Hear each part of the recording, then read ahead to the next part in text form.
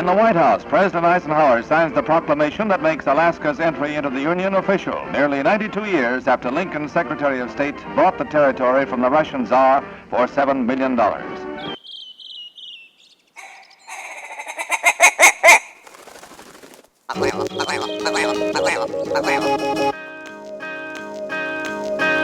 Alaska Wild Project podcast is brought to you by the following sponsors. Barney's Sports Chalet, supplying hunters with the best hand-selected gear since 1963. The exclusive home of frontier gear built for the rugged Alaskan terrain. Your one-stop shop for all your outdoor needs. Visit Barney's today at 906 West Northern Lights. Arbor Digital, the forefront of digital assets, cryptocurrencies, and wealth management, providing a low-cost, research-based investment strategy for Alaskans looking to invest their hard-earned money. Visit acminc.com today to put your money to work. Tailored Restoration 24-hour emergency home services, helping Alaskans restore their dreams since 1972. Services include fire, water, mold, post-emergency cleaning, repair, and remodeling. Give them a call in Anchorage, Eagle River, Matsu, or Fairbanks. Hit them up at tailoredrestorationalaska.com. Total Truck and Alaska Overlander, Alaska's premier supplier for custom automotive accessories and overlanding products, providing all-inclusive rental vehicles and trailers custom outfitted to explore the Alaskan backcountry with a unique and convenient traveling experience.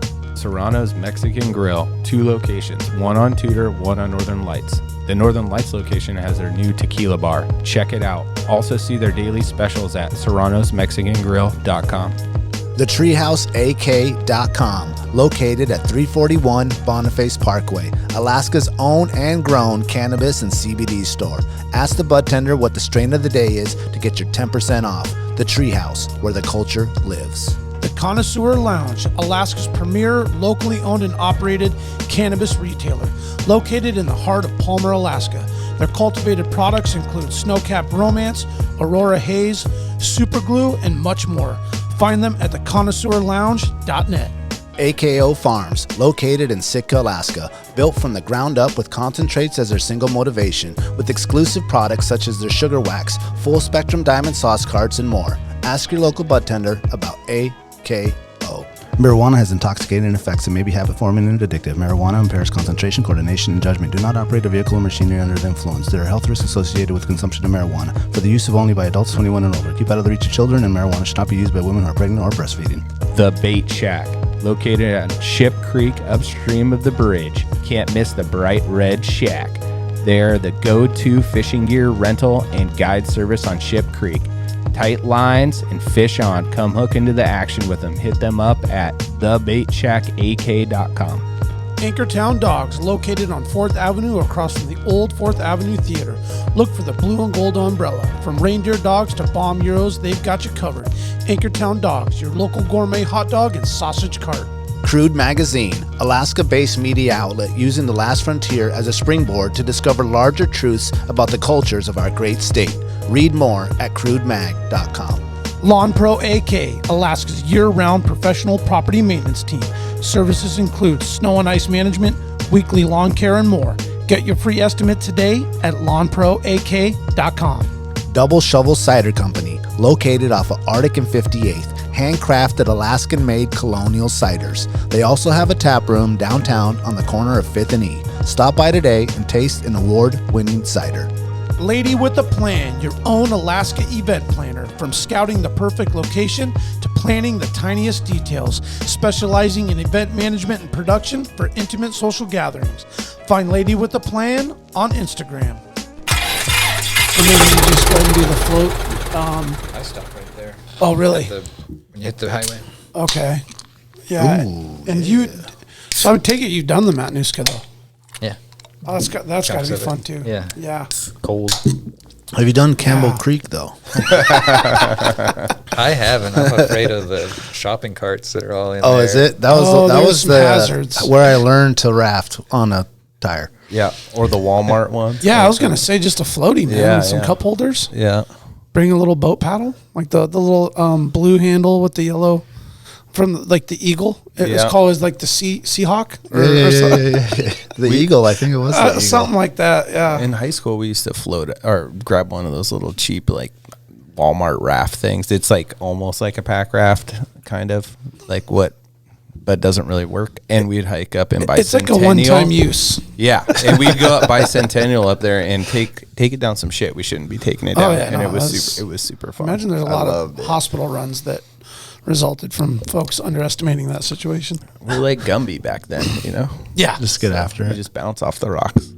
Yeah. I remember one time I would go, and I went with my brother, and we lived kind of behind the Alpine Apartments, and Campbell Creek was right there, and we would start up at Lake Otis in that little park. And me and my brother went, and this was like 89, 90. So there wasn't a lot of construction and stuff like that. The Alpine Apartments, I don't think were even there. And we would go, and we went all the way. And now I know where it is. We ended up on C Street behind the railroad tracks back there. It goes over there. Yeah. And we got out because one of the tubes like got flat. Yeah. And so we had to walk on the railroad. And I was like, oh, we'll just walk to a street and go use the phone and call Mom. We get there, and there's like absolutely nothing. It's just like the railroad and the road. And we're just like, oh, we're freezing because we're like got just shorts on. Oh my God, is what? And then this lady just comes in a van and gives us a ride home. Nice. And that was it. And we're just like in the car all wet with the inner tube. The van has windows. It's all good. Oh yeah. Here you go. I pulled up a quick video. Oh, the Campbell Creek. Oh, there it is. Yeah. I want to go back to the beginning because like watch where this raft just drops in there. Oh yeah. No, that raft looks a lot nicer than the one we had. It wasn't the Seahawk, that's for sure. No, it wasn't a pack raft. It was just a big inner tube. So Luke probably is like, yeah, I rafted, but up in the mountain part. Well, another funny thing is one time we wanted to do it all the way from up there at Stuckakin Heights, and we started up there, but we started really late, like 6 at night or 7 at night. Oh no! And we got like not even the tutor, and like my boy almost drowned. Brian Molds, shout out to Brian Molds. I think Ryan Ryan was with us too. So it was back in the day. Well, he got in a sweeper and he ended up flipping over, and then he was done and he couldn't raft no more. So we all had to hike out of there, and the mosquitoes were horrendous.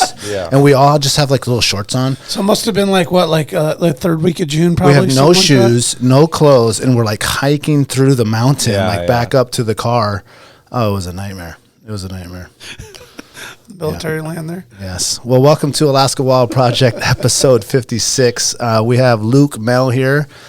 His Instagram handle is @Luc Mehl. Luc is the author of the Packraft Handbook and an all-around expert. On everything. He's an expert on That's a little bit of Everything. All around expert. What an introduction. Tell me how to cook some food. It's like, wow. He wrote the book on knowing it all. Thanks for coming, Luc. Yeah, you bet. It's like to be here. Yeah, we appreciate you coming in. I was looking at the website with your book. Can we click back on that Yep, really quick? And what I thought was really cool, obviously the book is really awesome. And can you tell people where they could find it, first of all? For folks in Anchorage, it's at the outdoor retailers like AMH and REI, Tidal Wave. Perfect. And then I've got it on my website too. Okay. And the website is... Things to look at, but look is spelled funny. So my brother had a website called Things to Look At, like with the normal spelling. And then just as like to tease him, to mock him, when we could first buy domains for like $20, I bought one that was Things to Luc At, spelled like my first name, which is LUC. Yeah. Which is funny. I still think that's funny, but in retrospect, like I have to explain that every single time I tell somebody what my site. And my brother's site is sign yourself up for it, man. I know, and his site is not really like safe for work and by all standards, and so some people go to the wrong place and they're like, "What is this?" Has he got your book for cheaper? Gotcha. Yeah. The discount. Yeah. Well, black market version. Yeah, we got these just photocopies of it for half the price. 3-ring binder. I love it. Well, what I liked is that you have like 3 versions of it. One's like the Mountaineers books, and then the regular handbook, and then you have the damaged ones that are cheap. So did they come damaged, or these are like ones that just got wet and transfer, or what happened there? Yeah, ones that just got damaged in shipment from Canada. These were printed in Canada. Oh, okay. So it's a long trip for them. And the versions Rally. are all the same. It's a little bit misleading, but I self-published the book, and I had 6,000 books made, and I had asked to get published beforehand. The way this was all new to me, but basically I submitted a proposal. I said, does anybody want to print this book? And they all said, no, there isn't enough of a market. And I said, well, crap, I'm going to do it anyway. So I did it, and then after selling a bunch, I checked back in, and I said, well, I have a better sense for the market, and I was able to sell 6,000 books, and they're like, oh, really? I'm in. Now you have our attention. Yeah, because it was a total unknown. And I was guessing. I gave them all the numbers I could, from talking to manufacturers and clubs, and here's how many Facebook members are in Packraft Canada and stuff like that. Yeah. But it was still kind of a shot in the dark. So the books are, all three of those are 99.5% the same. Just some pages missing on the damage. Yeah, exactly. And what's the Mountaineers version? So that's the publisher that picked it up. Oh, okay. Yep, and they gave it a shiny, sweet cover, and it's got their Mountaineers logo, which I love because of some of my favorite educational outdoors books are from Mountaineers Press. Oh, okay. Oh, Where are they badass. based Okay. out of? Seattle. Seattle. Okay. But they have their mountaineering book, Freedom of the Hills, which is kind of like the Bible of mountaineering, and then they have another one for avalanche terrain that's the best text for avalanche. Oh, so they don't have a bunch. They have a bunch. Oh, okay. But those are the ones that, for me, even since high school, I was like, oh, Mountaineers. Oh, gotcha. They've got Staying Alive in Avalanche Terrain. Oh, that's cool. So it was cool for me to kind of feel like I'm part of that family. Yeah. So then it won an totally award? And then I won an award, National Outdoor Book Award for a guidebook. Really? Sweet. Yep, for an instructional book. Yeah, I was psyched. Congrats, dude. That's badass. It feels kind of badass. Yeah. You should. Yeah. Do you go to a big conference or something for that, or they just call you? That one was small. Yeah, I think Banff has a book award, and I actually didn't realize that the Banff award was different than the one that I applied for. You guys already gave So me you this. flew down to Banff to receive it? Totally. You're I got to go hiking instead? Totally. And everything was Might as messed well. up because of COVID anyway. So, but no, that was to get that gold medallion sticker to be able to put that on the books was a big deal for me. Yeah, it's super That's rad. cool. And you go to Wiki and you can find it there. Oh, really? Yeah. Ah, I was pretty impressed. that's awesome. How long did it take to write it? It took a year to write it. Yep. And it took 14 years to kind of build the skill set and the arc that ended up creating it. Mm-hmm. Do you have plans for any more books? I would really like to do something similar for some of the outdoor ice skating. So that's my new. It's not new. I love. It's the activity I'd actually like to do more than anything else. It's so much fun for me. Yeah, I noticed when I was looking at your Instagram page on the skating through Eek. Yeah, That looked really that was insane. It looked like not Westchester, but where all the Cheney? ducks- Potter's Marsh? Potter's Marsh, but next level. Yeah, that's a good. Yep. So there's that's I similar. guess you guys, it looks like you're skating ski lac right here. I got a video up. Yep. Yeah, ski lac's a prize. That's right between Kenai and then the south boat launch right there, right? Yeah. Where that was. Yep. Is a lot of those times where you go skating on those, you have to go early in the season before it gets all snowed up, or are they pretty? That's most reliable, is to get it early season when there's cold and clear weather and no snow. But Yeah. even on this one, the video you're watching, you can see those patches of snow, and you can so snow can get blown off. That'll happen throughout the winter a few times. There'll just be a refresh if there's a massive windstorm. Oh, okay. And then even warm temperatures, like on ski lac specifically this year, there was a warm window where it got warm enough that the surface snow got saturated, melted out, and then turned into good ice again. Awesome. Wow. So it's like a crust layer. Is there a name for that type of skating, or is it just Yeah, yep. It's called Nordic skating, Nordic skating? and Okay. and Yeah, it's different in that it's a longer blade and a flatter blade, so it doesn't have the same turning radius. Mm-hmm. So it's way less playful, but it's more stable. And that extra length helps smooth out the ice underneath you. So rough ice, which is so much of outdoor ice, is easier to skate on these Nordic blades. And those detach, right? The blade comes off, and Yeah, it's a pretty clever design. It's just like a steel, like a knife steel blade, vertical on an aluminum platform. And that aluminum platform, it's aluminum. It's easy to drill holes into, so you can put pretty much any binding you'd want on that, like Oh, okay. They're made for a cross-country skate ski binding. Me and some of my friends here, Sarah, my wife, we're using downhill bindings, downhill boots. I noticed Oh, that. really? The boots look like snowboard boots or something. I was like, what? They're AT boots, Yeah. downhill boots. That's awesome. Yeah, my Nick had some of those. We went skating we go skating with the family on Christmas Day. Nice. Down to Westchester, and he had borrowed some from one of his buddies that was like, but that boot was more like a cross-country ski boot, Yeah. it seemed like.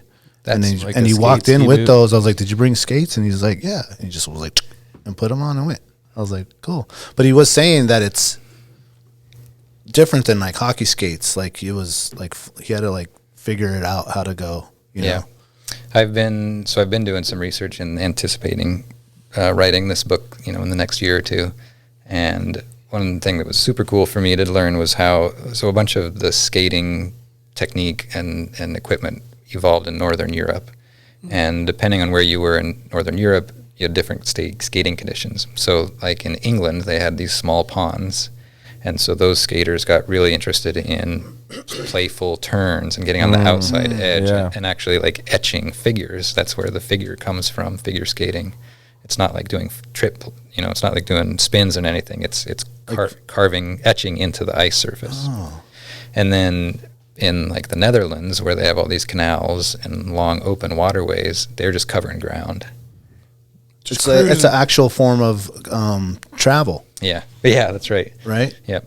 But so the skates kind of split in their evolution there, and speed skating, it's much more closely related to Nordic skating in that you've got that long straight blade and you're just covering ground. Like you're not able to make sharp turns. Just haul ass. Yep. Yeah. What are some of your favorite trips on the Nordic skates? The prize for me is when we can do overnight trips with big miles. And part of why that's a prize is because it's so easy for things to go wrong. Yeah. Like a headwind, 2 inches of snow, open water, like any of those assumptions you make. Like, so I do a lot of research ahead of time and try to guess conditions, and I'm pulling in different resources to make this best guess. But you're still looking at, 100 miles of ice, and what are the odds that you can correctly assess 100 miles of ice? Yeah. And what are the odds that the wind doesn't pick up and that it doesn't snow, or get too warm, whatever. Yeah. So when I get one of those, it feels like I've really accomplished something. Yeah. And honestly, for me, it's kind of replaced the fix I used to get from some of the steep ski mountaineering, like going up big mountains or whatever. Those were accomplishments, but had a lot more risk involved, like a lot more exposure. Yeah. Ice skating, it's like I can stop ice skating, or I can fall through the ice, but I've trained, like I know how to get out of the ice. We're carrying safety equipment. Yeah. So the trips I've done, a couple from Selawik to Kotzebue, so that's 100 miles Dang. of ice. Wow. And then from Bethel down to Good News Bay, we had probably about 160 miles of ice on that one. Just open water. And then a trip out at in the Katmai National Park, where we had a loop that we did that was about 60 miles of ice in 3 days or so, 3 or 4 days. Sweet. And It's so you're so carrying cool. all your gear with you? Full backpack. Yeah. But there's no vertical gain. Yeah, yeah. Yeah, it's By flat. definition. Yeah. And I think the physics of it, I remember from high school physics, they told us that the closest you could get to a zero friction environment on Earth is ice with a veneer of water on it. Oh. Which is something that hockey skates do. They've got that arc in the center of the Yeah. blade. Yeah, the bevel there. That bevel, and that like makes a little micro seam of water. Right. The pressure under there. Ah. So Yeah. you're carrying a pack, but it's like as efficient as it possibly can be. Yeah. On those blades that you're using, these Nordic blades, do they still have that same sort of arc, or No, are they it's flat? a flat blade. It is, okay. And I don't know if that's just because that's easier to make, or if there's some intentional design behind it. Yeah. But it is convenient for us because we can sharpen them on our own. Right. Oh, Yeah. Yep. What do you bring, like a stone or something? I wouldn't bring one on a trip, but I have wished, like after even 40 miles, I can really lose my edges on those.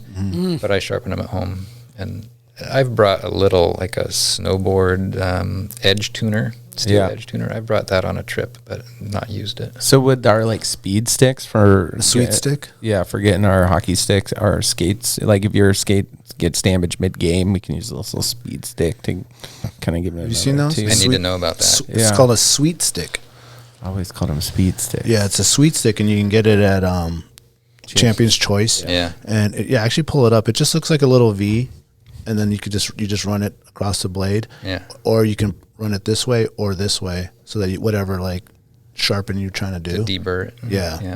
There it is right there on the right. There's two different versions actually. There's that plastic one, and then there's the little pink one. Like something like this. Yeah, that's one. The pink one is the sweet stick below it. If you scroll up a little bit. So I have the one that's like the red, and it also has a stone on it.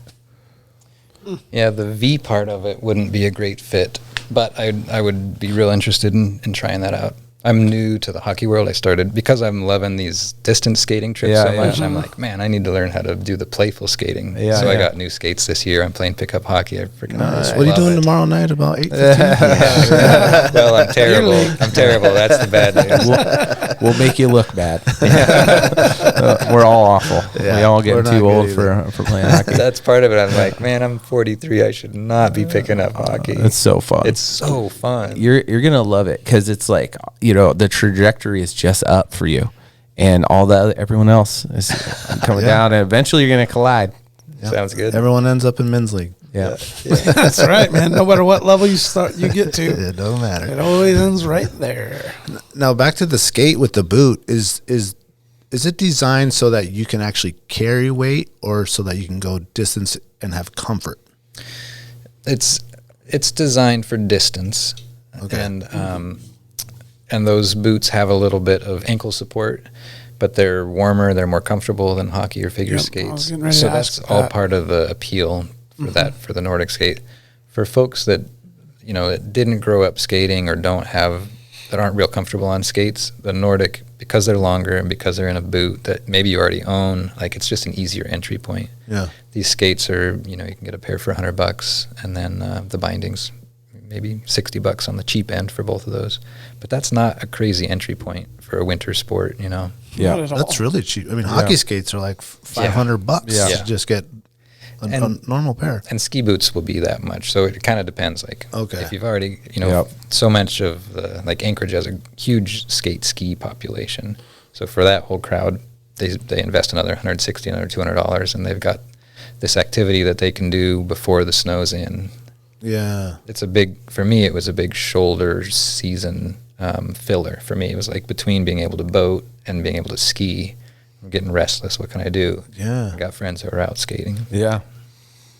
It's pretty nice that you get those beautiful days with the flat ice, before the snow comes. Well, it sounds great for someone like me that has a bad knee, but skating is like one of the activities that I could do. Yeah. That's very low impact. Yeah. And I could do it, for a long time and not feel pain like I would if I'm, jumping around or snowboarding or something. Yeah.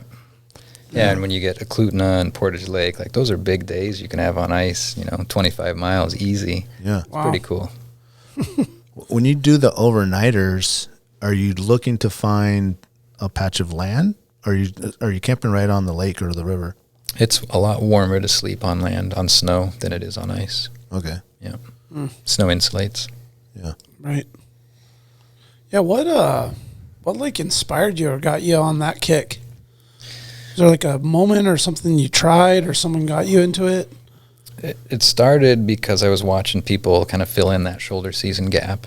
Oh, okay. Yeah. And then, like you said, the fix from the skiing part, right? And then that was the other part. Yeah. Was my own, as I get older, as my risk tolerance changes, I'm seeking the exposure less and less. I'm not really seeking the big mountain, the steep stuff. Yeah. And ice skating gives me a lot of the same reward. And it's, like I mentioned, it's so unlikely to pull this off. Well, it's so unlikely to make it up Denali.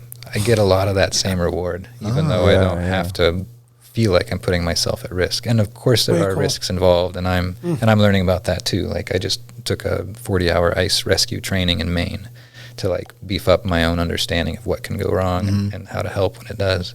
Yeah, that video you posted was amazing, where they were actually doing real life scenarios. Yeah. The dude's in the water and you guys are working to get him out. Yeah, that was cool stuff. Like through the ice? Yeah. What is the technique? What is the technique if a buddy falls in the ice?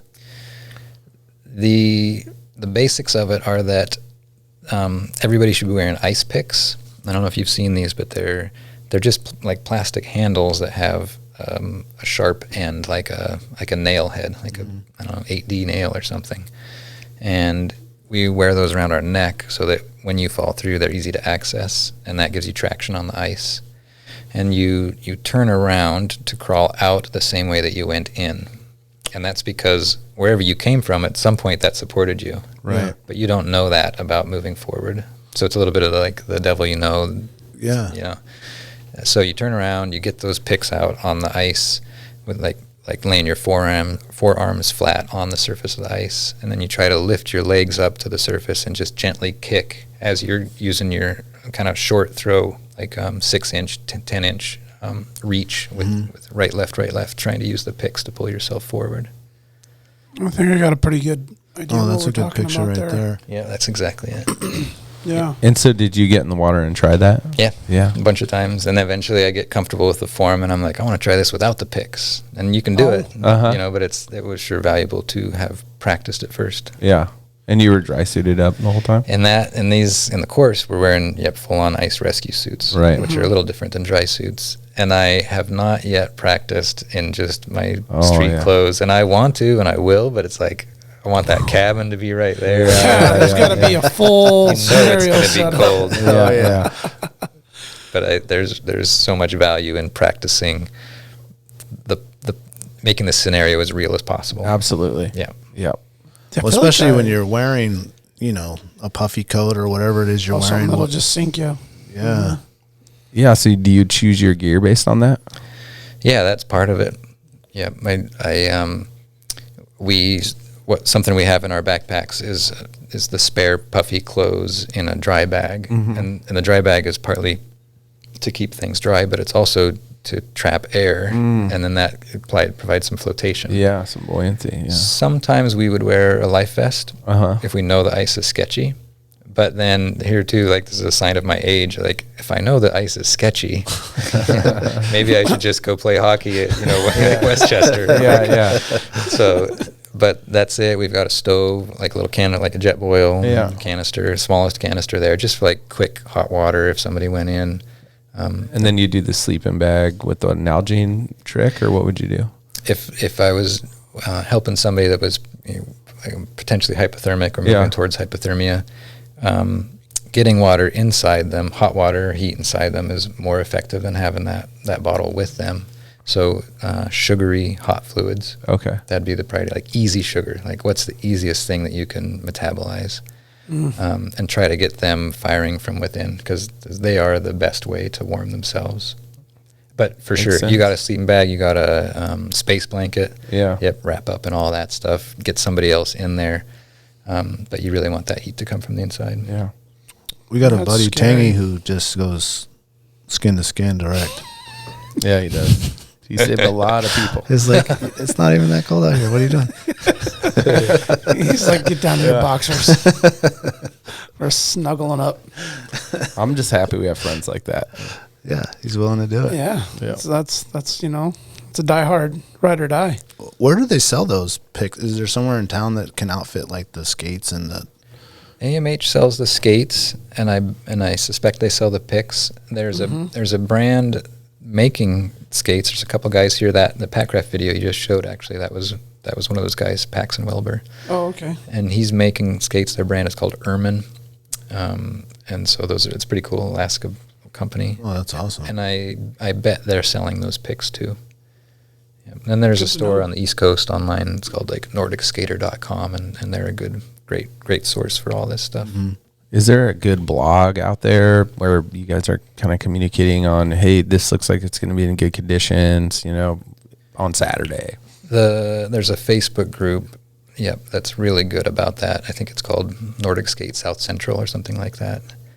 And it's the first stop to see, I'm checking it today, are people skiing Kenai? I think Kenai Lake might be skatable right now. And so that's where I go to check that. Nice. Would you be the odd guy if I showed up with the hockey skates and you guys all have the boots? No, but we might call you a lacer. A lacer? Oh, that's the nickname? Man. Oh, okay. All right. Well, we got a lacer. Yeah. No, I mean, like You stay back there, Daniel. where I'm at now, it's more fun for me to be on hockey skates by far. But it's also more work. I've done a couple days where you go out on a lake and I'll go skate for half an hour, kind of rough conditions on my Nordic skates, no problem. Come back to the car, switch out to hockey, go out on the hockey skates, and I'm just like like so hard. Yeah. But on good ice, I'd way rather be on hockey skates. Yeah. Part of what is maybe the most popular Nordic skate destination for folks in South Central Alaska is the Nancy Lake canoe system. Oh yeah. Oh, yeah. Because you can skate a lake, snap off, just basically step out of the skates, walk the portage to the next lake, and you can do 40-mile days in like 4 hours or half a day or whatever pace you want to work at. And it's because of the portages and being able to wear your shoes. Yeah. The lacers, you got to lace all the way out. Some guys will walk their guards, Yeah. but that's pretty tough Yeah. for some of those longer portages. Yeah. There's a skate. You've probably seen those K2. They have like the BOA, the ratcheting lace system. Yeah. Yeah. Yeah. Those are nice, like middle ground. Those are fast to get in and out of. Yeah. Bring a pair of tennis shoes and a pair of those. That would be a good way to still get that playful. But they're a longer blade too than a standard hockey. They're a little bit less playful. Seems like the snow might be a challenge with that. Yeah. Yep. For sure. mean, especially through the portaging areas where the wind's not blowing it, right? Yeah. Yeah, where you're kind of trudging through. Yeah. Well, one thing I noticed when I was with my brother-in-law Nick and he had those skates is like it would take me a lot of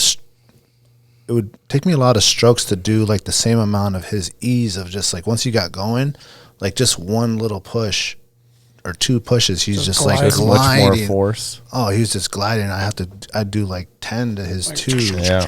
Yep. Yeah. And that's similar to that's why they're similar to the speed skate. And having a free heel, that's part of it too. You can extend your leg that much further by pulling your heel off the skate. Have you tried one of those speed skates? I haven't tried them. There's a club in Anchorage that's very welcoming. They'd love to have people come out. They're out on the Cuddy Oval every week. Oh, that's right. That's right. And you can even do like a $20 lesson, like a 4-hour lesson or something crazy. Like they want people to come out, and I need to try that someday. Those skates are terrifying. They're so sharp. They look like machetes. Yeah. Yeah, they're pretty long and oh man, it just from being so used to skating on skates, it just you can't. I don't know. It's real different. It is real different. Yeah. I always wondered if those speed skaters could skate straight. Because they're always leaning in. They're always going the same direction. It's like, oh, how would they do on a lake? They're just veering that one direction. Lefts only. Have you ever thought about bringing an ice auger? No. On one of those trips and doing a little ice fishing? No, I You're haven't. dragging one of those around. No, well, they got the little fancy one that goes to the little. Oh, the drill. The little drill I guess one. You could pack it if you're dragging a sled or I whatever. could imagine that. That'd be sweet. Oh, I see in this video you got your picks around your neck, man. Look at that. Yeah. Those are like is that kind of like your life jacket? It's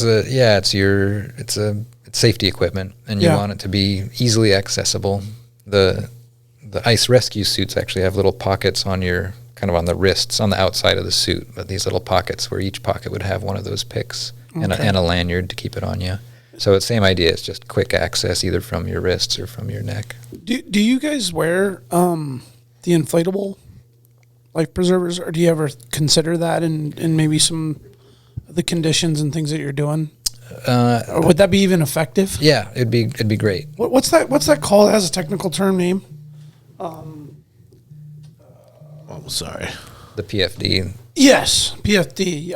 It's them Yeah, I forget. inflatable style. You guys know the Mustang or Onyx or Or whatever, maybe it's called IPFD. Yeah, Isn't that what she called it on boat safety? man. I'm pretty sure. There was so much knowledge and information shared. It was almost overload for me.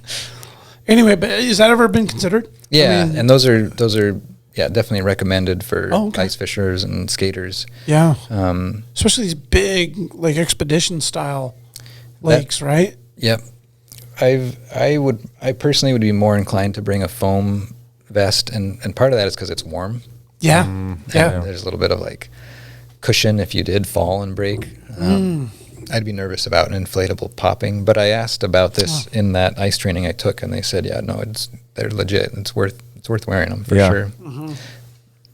There's two different styles, and you all might know more about this than me, but as far as how they're triggered, and one can trigger, like, if it can get damaged in humid environments, which is like anybody that has one probably lives in a humid environment. Definitely. And then there's another one that needs like to be submerged before it will inflate, like the ones that are auto-inflating. Uh-huh. Yeah, with the dissolvable ring or whatever it is. I think the dissolvable one is the one that can get damaged in humid conditions. Yeah, it can get like and corroded. The other one is like a pressure sensor. Mm-hmm. I don't know how they work, but that pressure sensor one is a better option for us. Yeah, for the application of the skiing and falling in ice. And yeah, you're right, though, like chunks of sharp ice floating around could definitely be like a major concern, right? Some guys wear a little body armor. I've seen it in some of the Northern European skaters. Wow. But again, like all that, like it's kind of like the same thing with the airbag and avalanche terrain. You know, it's like it gives you, if I think I need body armor because I think it's that likely that I'm going to break through, I should probably just do something else that day. Yeah. And yeah. The measurement of risk is too high. For my tolerance, and that changes, year to year, and sure. So in that video, you weren't wearing a helmet. Do you wear a helmet skating? Oh, good question. I don't generally wear a helmet skating. Yeah, it's definitely a good idea, especially for folks that fall a lot. Yeah. And I wore one more often when I was learning. Yeah. Yep. I the injuries I see are wrists, probably the same as hockey. It's like wrists and hitting your knee. I encountered a guy last year on Nancy Lakes that broke the head of his femur. Oh shit! Falling on ice. So it's broken bones are mostly what I'm seeing. Dislocated shoulder. I saw that last year. Collarbones. Yeah. Never seen that in hockey. That doesn't happen. 2 years ago at Kodiak, I was walking around because of that. Yeah, it feels like if you're solo, a helmet would be a really good idea in case you fall and bonk your head. Yeah. And I mean, hell, even if you got a really good helmet and you smack that ice hard enough, it'll still knock the piss out of you. Yeah. No, it would be a good idea to have a helmet. Yeah. Man, that's wild. And then the end of that video, it showed like some waves on the ice. It was like a light layer of water. Did you see that? It was blowing. Yeah, there was some water there. Would that overflow or? Meltwater. I think. Yeah, warm temperatures, and that is fun ice to skate because it's just fast and it's a mirror, absolute mirror. I love that.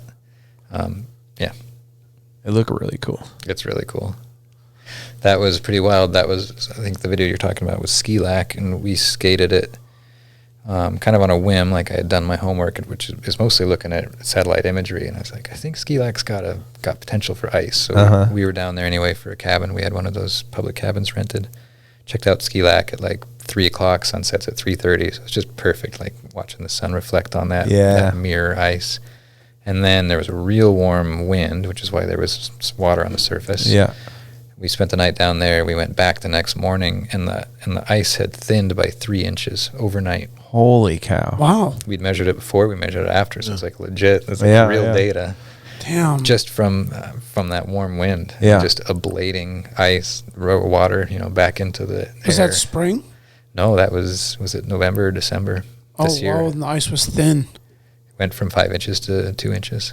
Ooh, scary. You just bring a drill out there? We an ice screw will work. That's kind of a not very heavy, easy piece of equipment. And then we use a special probe that looks like a ski pole, but it's got a heavier metal tip. Okay.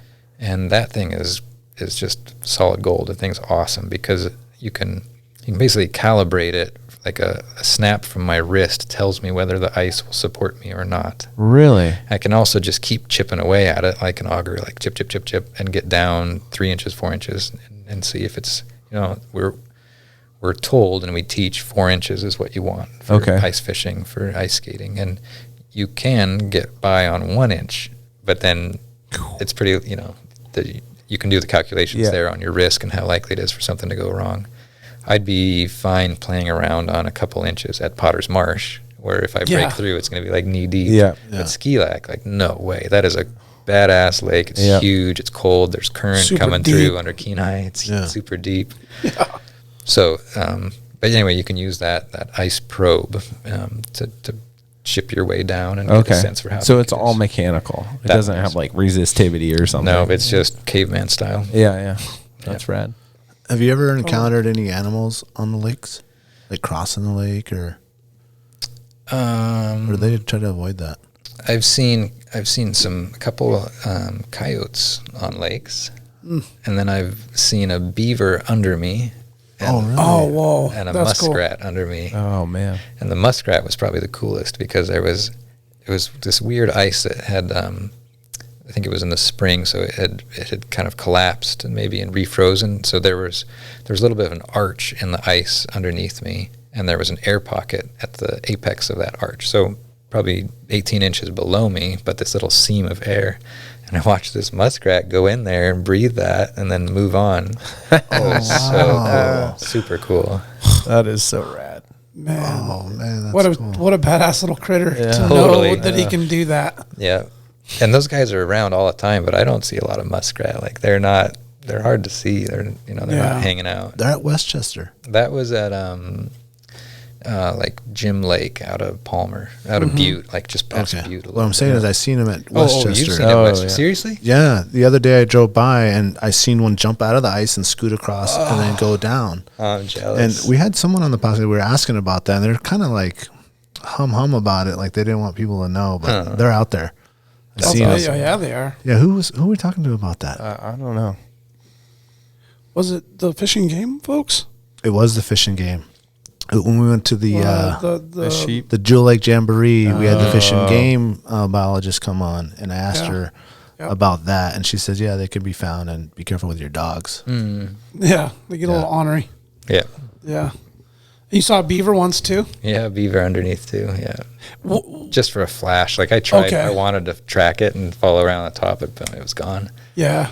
Like you guys ran into each other kind of in a way. I'm on top and he's under the ice. Of course, but like I was just wondering maybe he was like coming to check you out, or if I don't know. You were just skating and there he was and you're like, whoa. Yeah, I was skating and I was like, see this little flash of movement and it's like, what was that? I was like, that was a beaver. That's got to be kind of like almost creepy, even though you're like, he ain't coming through. But I was psyched. I wanted so badly to be able to keep following, keep watching. I bet. To be able to watch would be so cool. That's badass, man. Let's take a quick second and give a shout out to some of the sponsors, and then we'll come back and get to the.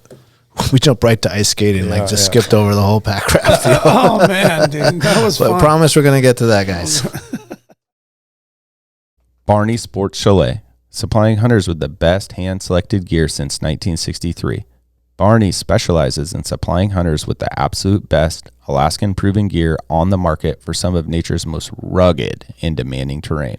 Whether you're headed to the remote volcanic islands of the Alaska Peninsula in search of a brown bear, or the shale-infested glacial valleys of the Brooks Range for Dall sheep, it is critical you choose the right gear for your dream hunt.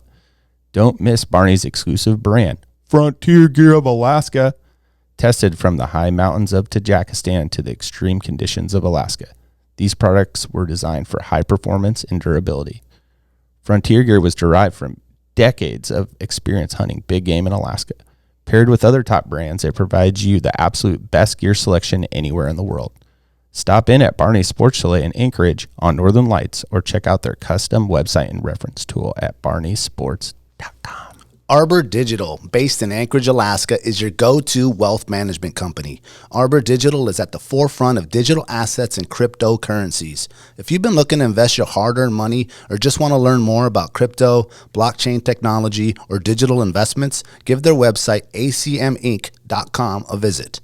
What's great about Arbor is they provide a low-cost, transparent, research-based investment strategy for digital assets and traditional investments as well. acminc.com is your first step in putting your money to work. Let one of Arbor's investment professionals walk you through your options for financial growth and security. Start investing for the future today at acminc.com. Arbor Digital, your Alaskan digital asset company.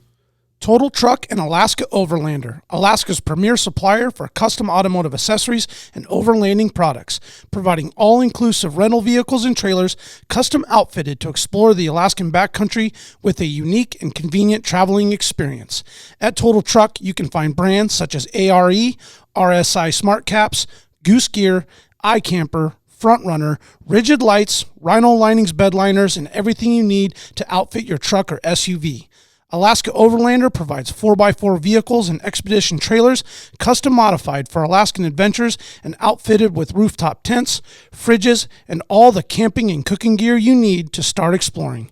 Visit them at alaskaoverlander.com. Oh, yeah. When they're good. They're not good as often. Yeah, maybe because it gets too warm and chops the ice up. And I don't know. Yeah, more snow. I don't know. Yeah. That makes sense, though, because that's kind of like a Nancy Lake-ish type portaging bunch situation. of little ponds and lakes and established portages between them. Yeah, that's pretty cool. Well, I'd love to do the full gear shift and do the Packraft thing. Yeah. Yeah. Are we going to do the trivia? Yeah, let's do trivia. Yeah, let's do trivia. Oh, Jack, you're back with some trivia? Oh, yeah. Damn, So, it's been a while. The second two, we might let you guys guess on first, but Wait, real quick. You still got the button? I don't know if I saved it. Hold on, let me. Because this has kind of caught me off Hopefully guard because we haven't done trivia in a while. So I'm like, I don't know. I don't Luke's listen to a podcast by chance. Let's see. Nope, that's the moose call. No, I think I deleted it. Trivia time. I don't think I have the music though. Trivia with Jack Lau. you gotta have the music. Or we could do the Addams Family thing. Yeah, I don't have the music. No. We used to have a thing with the music and all that, but I changed some of the buttons. I think I deleted the music. Maxed out our buttons. No, not maxed out, just accidentally deleted it. Anyway, trivia. What do you got? All right, the first one we'll do on so Luke can play. Yeah, of course. So Alaska has the most powder of any ski resort in North America this year. Seriously. Oh, yeah. wow. How many inches do we have? Not what the base is. How many inches have we got all year?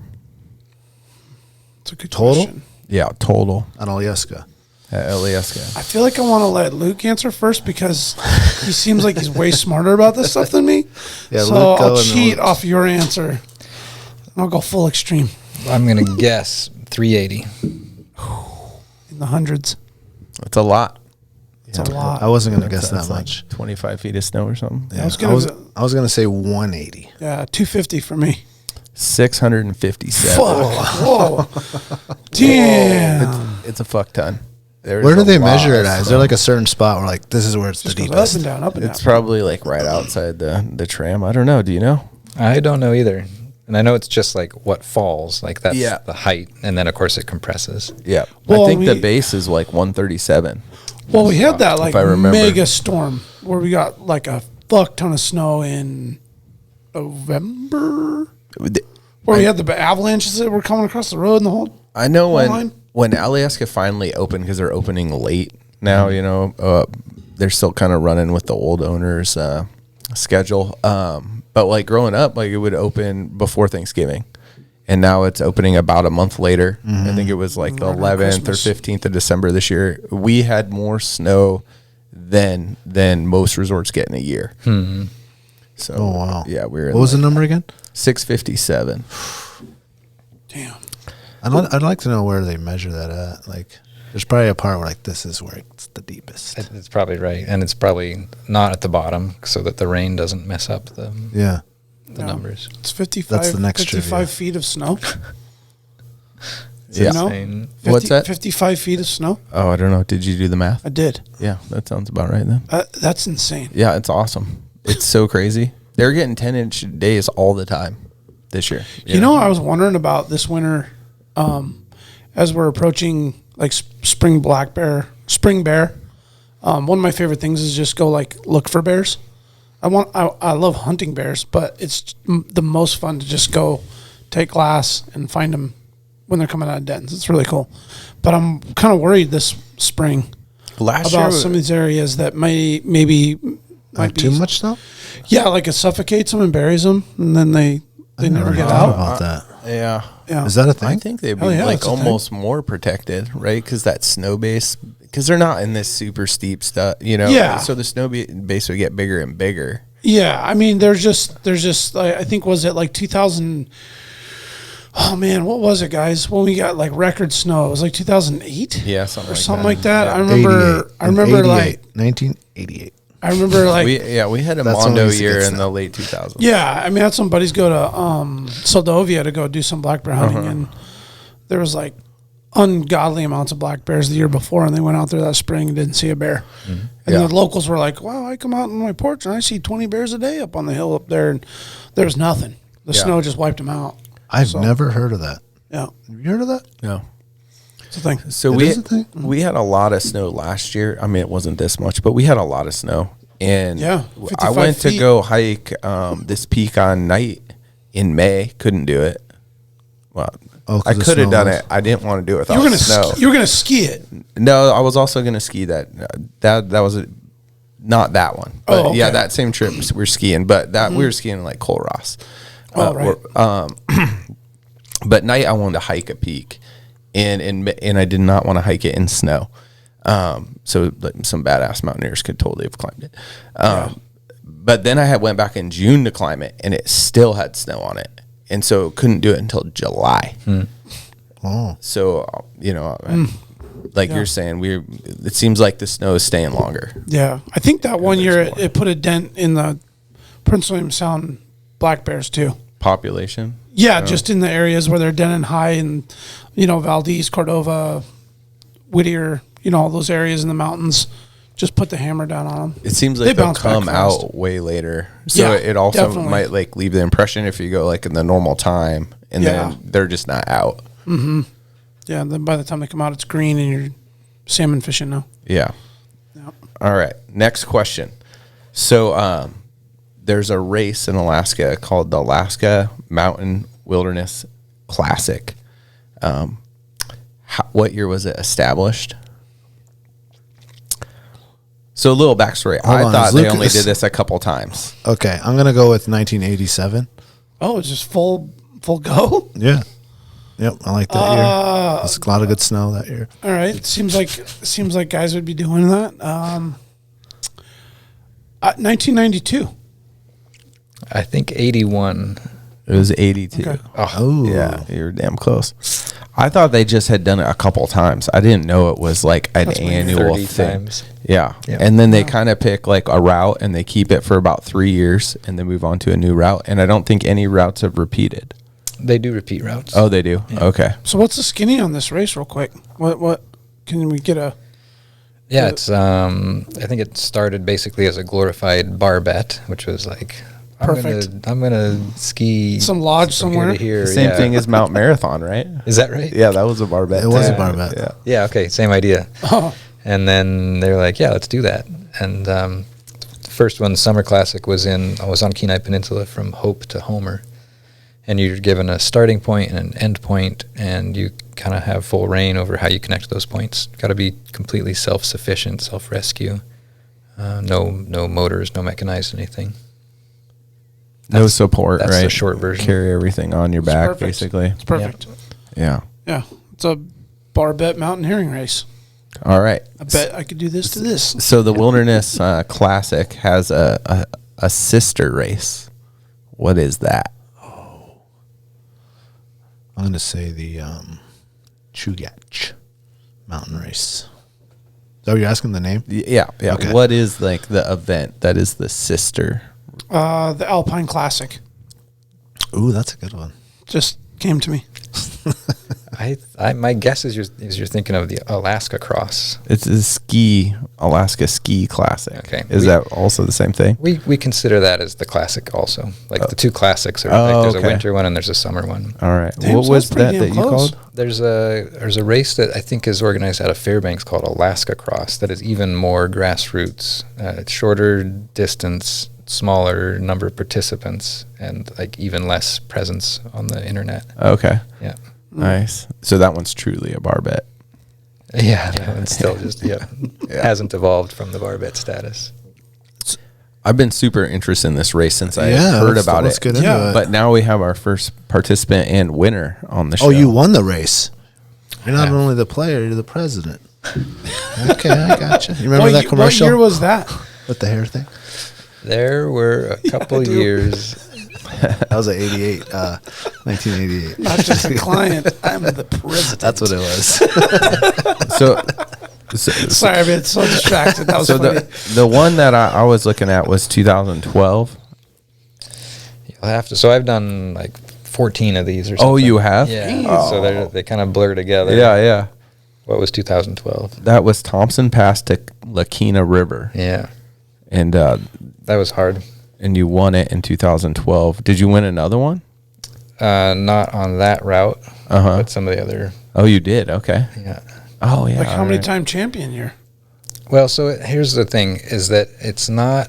It is possible to finish first and technically have won it, but it's such a grassroots thing, and without sponsors and without really much of a sense of competition besides just like personal competition. Most folks show up and they think, I want to get this thing done in 4 days if I can. Like that would be my goal. And of course it feels good to finish first, but it's really de-emphasized. So the competitive part is really de-emphasized. And part of that is intentional because the race is always been semi-legal, semi-illegal, like depending on where it is. And you can't have an organized event through Kenai National Wildlife Refuge, stuff like that. And so because of that, the participants are all pretty careful about saying, I completed the course, or and I did really well, or I met my goals, or whatever. So that's why I'm hedging a little bit. Okay. Got it. So there's no like plaque or something? Yeah, no, that makes a lot of sense. That's Man, why what we a- don't hear about it. What Totally. an awesome, Yeah. honest answer, man. Yeah. Like you articulated that to perfection. Well, I because, had to like, practice because I organized 'Cause it you for wrote a a few book. years. Yeah. When Trooper John comes down and says, what are you guys doing over here, boys? But something that I'm like my adventure resume or something that I'm super proud of is that there were a couple of years back to back, 2 years in a row, I think back to back, that I finished first on the winter and the summer and the winter on the summer. So I had a little roll there where I was kicking ass, and then I got older. things changed a little bit. Things changed. My knees changed. My risk tolerance changed. Yeah, all that. I'm gonna pick up Nordic skating. Totally. I mean, right. That 2012 course that Jack picked out, I finished that. I remember that was a hard course for me. I finished that, and I had this impression at the end that I had used every skill I'd been building since high school. I'd used the scrambling rock climbing that I'd done at the Alaska Rock Gym when it first opened up, Yeah. I'd used all this stuff about food and fuel, nutrition, like how that matters, and running on low sleep and risk assessment and pack rafting, and like it was super cool and very rewarding for me to have that, to finish that and feel like it met my limit, and I had trained for it without knowing it, like all these little pieces of life that all came together. That was a super cool moment for me. On top of just a full blown 5 years peeled off your life, probably from it. Off my knees, like something got worn out, like by 5 years at there's least. some truth for that. Like how many miles do your joints have in them? Yeah, totally. Like you're That's looking what at I knee mean, surgery. It's like it's finite. Yeah. And those are they've always been hard on my body. Every single one. The first one you take 6 weeks to recover from. And so it's like, what am I doing? Yeah. It's a weird thing to like when motivate. you get older, you're gonna like, oh yeah, that trip. That's why this shoulder feels this way. Or That's why I skate now, boys. yeah, man. On those courses, both the summer and the winter, we were averaging 40 miles a day, which off trail, like that's, Wow. I just did a ski on the Iditarod Trail and I averaged 33. I'm on a trail and I'm sleeping in cabins. It's like I did that and I looked back and I was like, how the hell were we covering 40, breaking trail? Yeah. Or going through brush or whatever. And part of it, there's pack rafting, and part of it's that we're sleeping 4 hours a night or no hours in the summer. Some of the guys would do that. But that's a different kind of accomplishment for me, those Wilderness Classics. It's super rad. It is super rad. It's a lot like like what we do up sheep hunting. You know, it's like you go and you push your limits. You're, you know, using everything, you know, all your skills, and you're not comfortable. And you get to be out in nature where nowhere else is setting foot. Yeah. You know, and with the classics, there's just enough of a sense of there's a safety net, because there's some people in front of you, there's some people behind you, there's somebody that's, you know, organized it to a degree. The winter one is actually quite organized, and the summer version is much less so. But you've got a little bit of a community there, and you get to see what some of the more experienced people do. So you see, you know, I did my first year, got my butt kicked, and was like, man, I'm never going to do that again. And then 2 weeks later, it's like, oh, but there's all these things I could do better. yeah. And then I see, like, oh, well, those guys aren't bringing tents. Those guys aren't bringing sleeping bags. Maybe I should, you know, like, could I do that? Could I go without a tent? And so then I try that, and I'm like, yeah, I'm totally fine without a tent. Like, I can make this work. And that part of it is really neat, too. Like, seeing what some of these people, like, already had figured out, and then taking baby steps toward it. Yeah. Like, I'll leave one thing out this year and see how that goes. Next year, maybe I'll leave 2 out. Yeah. At the apex of that curve for me, we did a trip from the Donnelly, which is what is that river? Delta. Yeah, exactly. From Delta all the way west to McKinley Village. So crossing under Hayes and Deborah and those big peaks. Wow. We did a glacier route there, and my backpack, I can't really give anything for scale here, but it's like not much bigger than like the tote bag that you would bring to the grocery store. It's like that size. And it had glacier gear, and it had a boat. Bare minimum. Total minimum. Like, and also like not much of a margin if anything went wrong. Yeah. So this sort of balance. But there's something really beautiful about traveling that light and like only bringing what you need and nothing extra, and probably bringing a little bit less than what you need in terms of food or something. But Yeah. I'd like you to run down the list real quick. Like, what are some of those things that are like, Yeah, what's in that little tote bag? Yeah, what that you need. Yeah. Yeah. Because you said no tent and no sleeping bag, and I already lost the race. And just to clarify, like, these are needs, not wants. Yeah, I think that's a good distinction too. Totally. Right? Yeah. You're bringing, like, what I gotta have it, Yeah. and then, like, what I want to have is back the car, the garage. Okay, this is a good question. I'm going to preface it by saying I'm choosing to go this light, and you don't have to. And the last classic I did, I searched around. I asked everybody. I was like, how many hours are you planning to sleep? This one group said, we're planning to sleep 6 hours. And I'm like, sweet, 6 hours a night? That works for me. Like, I want to give my body time to recover each night. No, 6 hours for the whole thing. 6 hours over 4 days. And I'm like, nope, okay, next. I keep asking around. Eventually I find these guys are like, yeah, we're planning to sleep 7 hours a night. I'm like, can I travel with you? And we do. We bring full everything. We got tents. We got sleeping bags. Like, we got what we need. And so it's totally possible to do this same. And it was, we probably finished 24 hours later than I would have 5 years ago, 10 years ago. Yeah. So the essentials, I'm bringing 2 pounds of food per day. And those are high-calorie foods. Like, I do when I'm shopping, I'm looking at the nutrition label, and I'm looking at how many calories per gram. And if it's 4 calories per gram or more, that 2 pounds, that ends up being a 4,000-calorie day. I, even at that pace, running those classics, or even skiing that Iditarod trail that I just did, I'll lose a pound a day, pretty much guaranteed. So 4,000 isn't meeting my needs, but it'll get me through it. Yep. So that's a need. I put that in the need list. And then water in some way, like I've had Giardia a few times, so I am bringing some treatment. And for me, that's liquid iodine, just because it's simple. Yeah. Put it in there, keep moving, and drink it. Liquid, not the pill. Liquid. Oh, okay. Yeah. That even tastes worse. Little I'm eyedropper. sure. I think it doesn't taste as bad. Oh, you do? Yeah. Well, after the 13th time. Yeah. Luke, it's in an eyedropper? Yeah, so I buy it's like $3 to buy the liquid iodine. It usually comes in a glass vial. And then I spend 99 cents to buy the eye drops. And then I pour the liquid out of the eye drops, pour the iodine in the eyedropper. And you can use, part of what I like about it is that you can use between 6 and 10 drops, kind of depending on how nasty you think the water is. So I can, if I got a pretty clean source, I put 6 drops in that liter, and I really don't notice the flavor. Yeah, okay. That said, I'm drinking a lot of electrolytes. Yeah. And that's probably that's something I didn't discover until I am now older. They're those wonderful. Make a huge difference. Yes. Huge difference. What do you use for those? The most effective that I've found are drip drop and tailwind. Okay.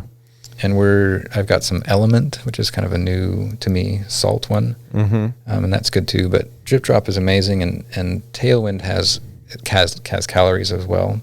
So it's like a liquid. It's kind of, they say, it's all you need, and it really is all you need. It's a milkshake. It's kind of like a milkshake. Yeah. Yeah. So you bring a water bottle. I might bring a cup. Oh, okay. Yeah, because as you know from you guys' trips through Alaska, there's water everywhere. I think twice in my whole life I've been without water up here, and I've just been like, where am I? Yeah. What just happened? I'm not prepared for this. Because the rest of the time you're like squeezing water out of your socks constantly, right? Yeah. So you might be able to get away with a cup instead of a full bottle. Okay. Save some weight. Yeah. I'm probably bringing a bottle. And then puffy clothes instead of that sleeping bag and shelter. So I'll bring a nice puff jacket. I might bring some lightweight puff pants. And I can sleep in that setup. Yeah. On the summer courses where we're bringing a boat, I could crawl under that boat, or I could sleep on that boat. And I would on some of those years, I'd bring a piece of a sleeping pad, like just enough kind of for my core.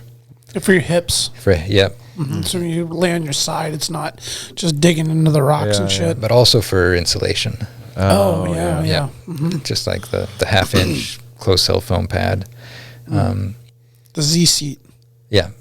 Just a little chunk like that to put under my core. And I remember on one of those early classics for me, being exhausted and being in the middle of a talus slope, so big rocks, kind of high angle, not too high angle, but big rocks, and just curling up in a little ball on that tiny piece of pad and sleeping just like a dream, and it was this reminder of like, you know what, when your body is exhausted, like it can sleep. I don't need a full pad, and like I've got the puffy layers on, I've got rain layers or some sort of tarp, something to keep rain off.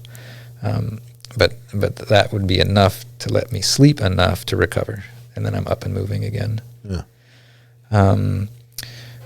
Blister care, that's a need for sure, because those ones are just brutal on feet. Yep. And I'd have some real basic first aid, which would basically just be blister care and painkillers, and some over-the-counter painkillers to just kind of manage the trip, and then some prescription painkillers in case anything went really wrong. I never needed to use the prescription, but we carried them. Just in case. Yeah. Some folks go without a stove, and I always did bring a stove because it was a little bit of a safety net for me, knowing, especially if you don't have a tent or a sleeping pad, I know that I can curl up with that hot water bottle, and that makes a huge difference for me. I can throw that inside my jacket and sleep through some pretty crappy stuff, and I can drink that and get that internal heat, get my body pumping. So I always justified carrying a little something like a Jetboil or a pocket rocket. Yeah. As light, as small as possible, right? Tiny stove, tiny canister. Mm-hmm. Yeah. But some people, even in the winter, they'll do some non-cooking meals. Wow. Yeah, just to save weight. Yeah. That'd be a tough one to go without. I think so too now, and right, and I wasn't. And then that helps too if you're a group of 2, group of 3. You're dividing that weight between the group. Yep. So a multi-tool, it's got the knife, it's got the pliers for repairs, and some basic repair stuff. Yeah. And then a full paddle? Yep, full, as light as possible paddle. On that one trip, the one I mentioned, going over to McKinley Village, we put 2 of us in one boat. Oh, really? Yeah, as a way to save 7 pounds, that was a big deal. And that's part of why my pack was able to be that small, is because I had the boat, but then John was carrying some of the other group gear. Okay. But we had 1 pack raft and 1 paddle. How'd that go? Not well. So my partner was 6'4". Oh man! And we went and practiced on Goose Lake, because all this stuff, it's like I'm going in calculated. I'm trying to do this right. And yeah, let's practice this. We don't want to just show up there. So we go to Goose Lake and we're like, this isn't so bad. And we go across Delta River. Delta River is really different than Goose Lake. Yeah. Yeah. And we very nearly dump. And 2 partners we were with, we convinced them, yeah, you guys should just share a boat. That's what we're doing. Yeah. Tyler and Todd, they dump. They swim instantly. This is like minute 1 of the Wilderness Classic. So Tyler runs back, gets a second boat, rejoins us. Okay. But John and I made that boat work, and we were extremely cold, and actually it really only worked out cold. because we'd pull out. Todd and Tyler would get a fire going, and we, like, our hands were probably too cold to get that fire going. So they'd get a fire going, we'd warm up on that fire, and then we'd repeat the process. So not recommended. Yeah, yeah. So lighter or like flint? We were carrying lighters. Did you guys dump in right at the campground at Donnelly there? Is that where you guys? We started that one at Black Rapids Lodge. Okay. And dumped right there. Right off the Richardson there? Yep. Okay. And it's kind of running hard up there. Yeah. Yeah. Because I've seen it down, and then where it dumps in the Tanana, it just kind of braids out. Yeah. But that's like up higher elevation. It's pretty swift and pretty glacial. Yeah, and very cold. And very cold, yeah. Just right on the edge of dumping, and we didn't. And Wow. But, this thing, too, like, we, on other trips, I'd get soaked, and even on the winter one, had a friend just face plant right into overflow. And you just move. Like, you just keep moving. Like, what your options are, you know, like, make a fire, set up, or get all your stuff wet, or move, and then your body just cranks. So you eat that, especially if you got something like Tailwind, that calorie-rich drink, just like your body starts cranking the heat, you dry all your stuff out. Like, learning all that stuff, just learning how capable our bodies are without all the crap that we assume we need or that we're marketed that we need. Yeah. I really appreciated those lessons. Yeah. Marketed that we need. Yeah, because I'm starting to question my 7-pound bag of food on a sheep hunt. I'm just like, Yeah. But I bring the to-go Jiffy peanut butter. Is that too much? Too much? Like my calories, all right? Yeah, but that's legitimate. That's your fuel. Yeah. It's like, different. And this guy, John, the 6'4". My rationalization, for sure. The partner, John, that was 6'4", he needed more than 2 pounds per day. And we did a trip with 2 pounds, and he hurt from it because he, was like, oh, shoot. It's like, oh, that's right. Enough food. You're 22. You need more food. Yeah. And so, and again, like, it's a game. Like, this is absolutely for fun. We're choosing to have some hardships because there's an awesome reward on the backside. But where I'm at now, no way. Like, I'm not cutting all those corners. So so long as I think that you're sort of calculating what can go wrong, there's a way to do that and put yourself in that position and be like, I can handle getting soaked right now. I'm 23. Yeah. Like, I'm ripped. I'm whatever. I'm in great shape. I got a can of Jiffy Pop, like Jiffy peanut butter or whatever. Yeah. That's good fuel. And that's really different than, especially in Alaska, going out and just not having thought through that and getting in trouble. Yep. You go boots or like running shoes, trail shoes? Trail, like trail runners that drain real well because they're going to get wet. Oh, okay. Yeah. Dry fast. And also the weight. I remember I could feel the swing weight of a wet shoe. By the time my joints are so tired, on day 2 of this, I could feel that extra weight of a wet tennis shoe versus a dry one. So putting a leather boot on there, which would get wet, you're just asking for joint trouble. Yeah. Yeah. Was that the full list? That's what comes to mind. You guys can probably fill in some of the gaps. What are we forgetting? We got insulation. We got some sort of shelter, whether that's rain gear or sometimes I'd bring like a Silnile sheet, like a 8x4, just a panel to crawl under. Yeah. Thin tarp type. Some as thin as possible tarp, like even trash bags or Tyvek or some wraps. Space blanket would come. The little sole. It'd be smart to bring that. We weren't bringing those, but that's like a 1 ounce penalty or something. That'd be worth bringing. Oh, there's penalties for bringing. No. To yourself. Yeah, your own joint weight. Okay, got it. Joint penalty. Knees penalty. Got it. So, total weight, fully loaded packing, would be what? Ballpark 25. Wow. For multi-day, including that one for like glacier travel. So you're flying. We got a 30-meter rope, 40 miles a day. I mean, when you... That's a lot. And you're training for this prerequisite, right? Like you're putting in work. He ran here. You didn't? Oh, he's just not even sweating, just sways his hair to the side. Yeah. No, Not even breathing hard. I think some of those younger years, it was just like the active Alaska lifestyle was, I was getting out every weekend. I'm single. I got trip partners. We don't check the weather. Like, we know we're meeting at Huffman Cars. Rain or shine, we're going. Yep. Yeah. And that worked until I was probably about 30. And then I had to start training. Yeah. What do you do for training? I've tried a handful of different things. I had kind of a routine from playing Frisbee in college, which I know is funny, but that's where I'd learned, to train for sports. And then my wife is a personal trainer and actually runs a business, like mental physical health business. And her program is awesome. And a lot of it is based on HIIT, the high intensity interval training. Yeah. So it's a lot of body weight and it's a lot of like stability, like stabilizer muscles. Yep. And as I get older, I realize how much more and more important that is. Because it's like we don't usually have problems with like going in a straight line. Like we have problems when we slip, when we fall, when you catch yourself. Yep. And that's all that stabilizing stuff. So her programs are what's most effective for me. Nice. Can we find those somewhere? Yeah, she has Ski Babes is one of her websites, one of her programs, and it is targeted for women, but it works quite well. Yeah. Even if you're not a woman. And Mind and Mountain is her business. Okay. Sarah Histand is her name, and I would check out Ski Babes because it's like her background with it is that she was already a personal trainer, had done like decathlon in high school. She was a total badass high school athlete.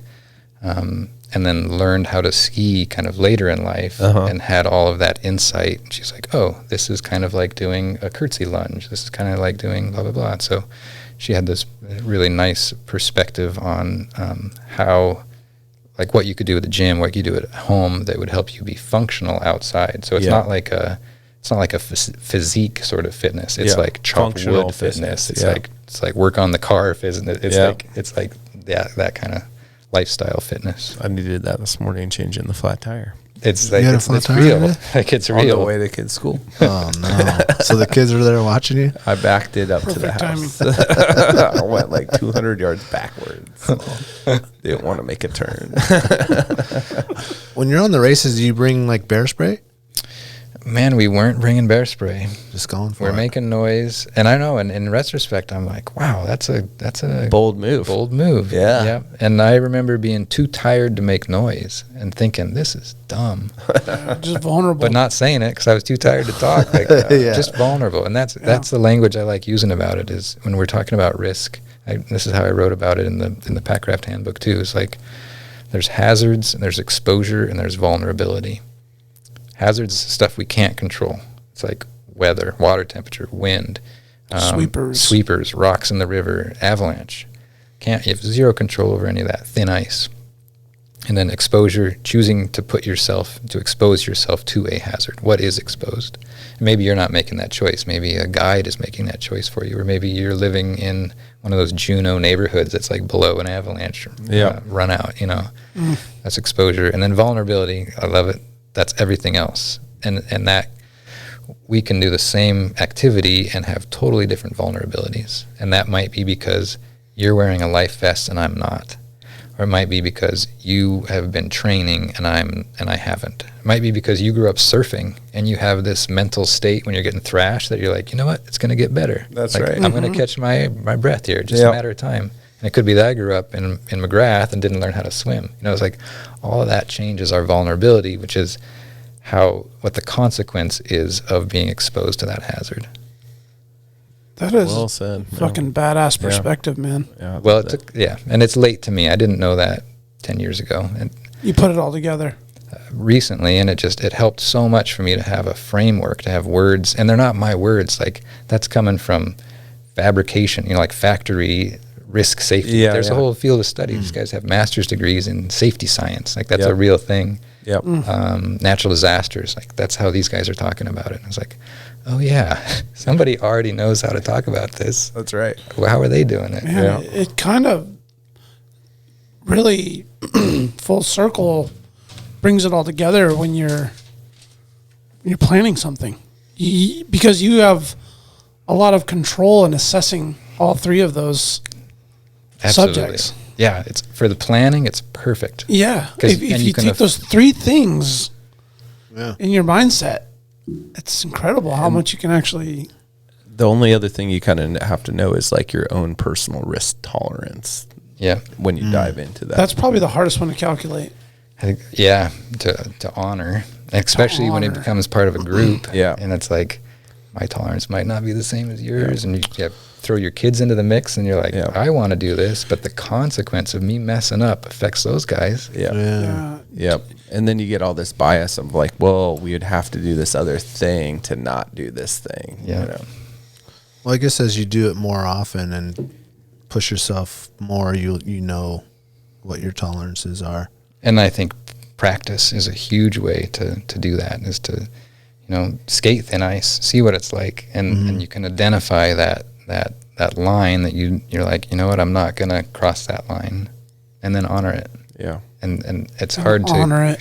And it's hard to identify that without going out. But it's going out. You're doing it. You're doing it on your hunts. You're like, you go out, you're sleeping wet and cold for a couple nights, and you're like, man, you know what? That's not cool. Like, I'm not gonna. That's a line I'm not gonna go to anymore. Yeah. And of course, you don't always have control, and things can go wrong. But having practiced that and sort of identifying those ideal limits or boundaries is super valuable. Sorry, go ahead. Oh no, I do want to know. Do you find that the limits you find that are solo versus partner? Like, have you found your growth in your ability to identify what your limits are, what your personal, like, what are you doing it for? What are you gaining from this? What the hell am I doing here? It's solo, right? Yeah. I think so. There's part of it that's like introspection about what is my motivation for this hard stuff. Like, I'm choosing to go do this hard stuff, and that's a very like personal assessment. And then it sounds, you're also asking about like, how is that different than being part of a group? Yeah, and have you like push your limits further solo or with a group? And is it a difference? And then there might be some there because there is. Yeah, I gotcha. If we go back to the hazard, exposure, vulnerability, hazards haven't changed. Exposure, we as a group might decide to go do this thing. So that could be to ski this line or to run this rapid instead of portaging it. So that's a little bit of a difference, like whether I'm deciding to do that for myself or we're deciding as a group. A lot of value in being in a group where somebody says, oh, did you see that log? Yeah. Like, no, I didn't see that log. Okay, so that's a big plus for the group being part of that decision. Yeah. But then in terms of vulnerability, if I swim, if I trigger an avalanche, if I break through the ice and I'm on my own, I'm way more vulnerable than if I've got a partner there. So having partners can lead you to be willing to expose yourself to more hazards. Because it's like, especially if you trust that partner. Yeah. This is a classic story that I keep telling because it's so relevant to me. In the book when I was writing it, I kept saying stuff like, paddle with partners because they got your back. Yeah. We just said that. Like, boy, it sure is nice to have a partner because that's part of your safety net. And then one of my buddies that edited it, he did he must have done like the find, search, replace function on the computer, because everywhere that I had partner, he replaced with capable partner. He said the point isn't that you're with somebody, because quite often, like if you're with somebody that doesn't know how to respond, hasn't had that training, doesn't have the same risk tolerance or comfort talking about it, that might not actually help. You get that capable partner that does have that training, that you've worked with before, that you trust. So that was a really good lesson for me. If I got that capable partner, we talk about risk, we do this sort of calculation as much as possible, then I'd be more comfortable exposing myself to more hazard. Man, he answered it. That was just good. The way I now wanted you know. to know. Well, yeah, because I've recently, over the last couple of years, dabbled in some solo adventures. And I like the idea The preparation is awesome. The logistics are awesome because I don't mind jumping in my truck and driving a long way by myself. Yeah. Packing up and thinking about it all. I don't have to consult with anybody. You just make your plan and you go after it. And I love that. Yeah. But then I found myself when I was like in it now, climbing the mountain and there was like, I saw 5 bears in a day. Yeah. And I was like, oh, and there's dens. I'm walking by dens and I'm like, man, I'm really fucking vulnerable here. Like, all this was awesome until this point. Man, I sure love to have a homie with me with a 44 back there. Yeah. And that's when I'm like, man, I would feel okay with it. Yeah. If he was there or she was there versus like, it's just me. So I was like, I don't know. I guess I would I guess a good example too is like going sheep hunting with Chad last year and getting that ram. Like he pushed me over there to get that ram. I would never done that by myself. Yeah. So he in his mind calculated it all, calculated the hazards, completely transparent with the exposures that we were going to have. Yeah. The hazards were going to be snow was going to come in and wind and all the other stuff. And we came up with a plan and like did it. And I was like, oh, it wasn't that bad. It's like, damn. So sometimes you need a partner there to push you to a limit that was like, oh, I didn't even know I had that. Totally. So then now you got this like extra tool in your bag the next time you go out alone to calculate your risk, I guess. Like that's a badass way to put it. Is there a time or a story that you'd be willing to share with maybe something didn't go right and things went wrong and a rescue or something like that in all these trips you've done?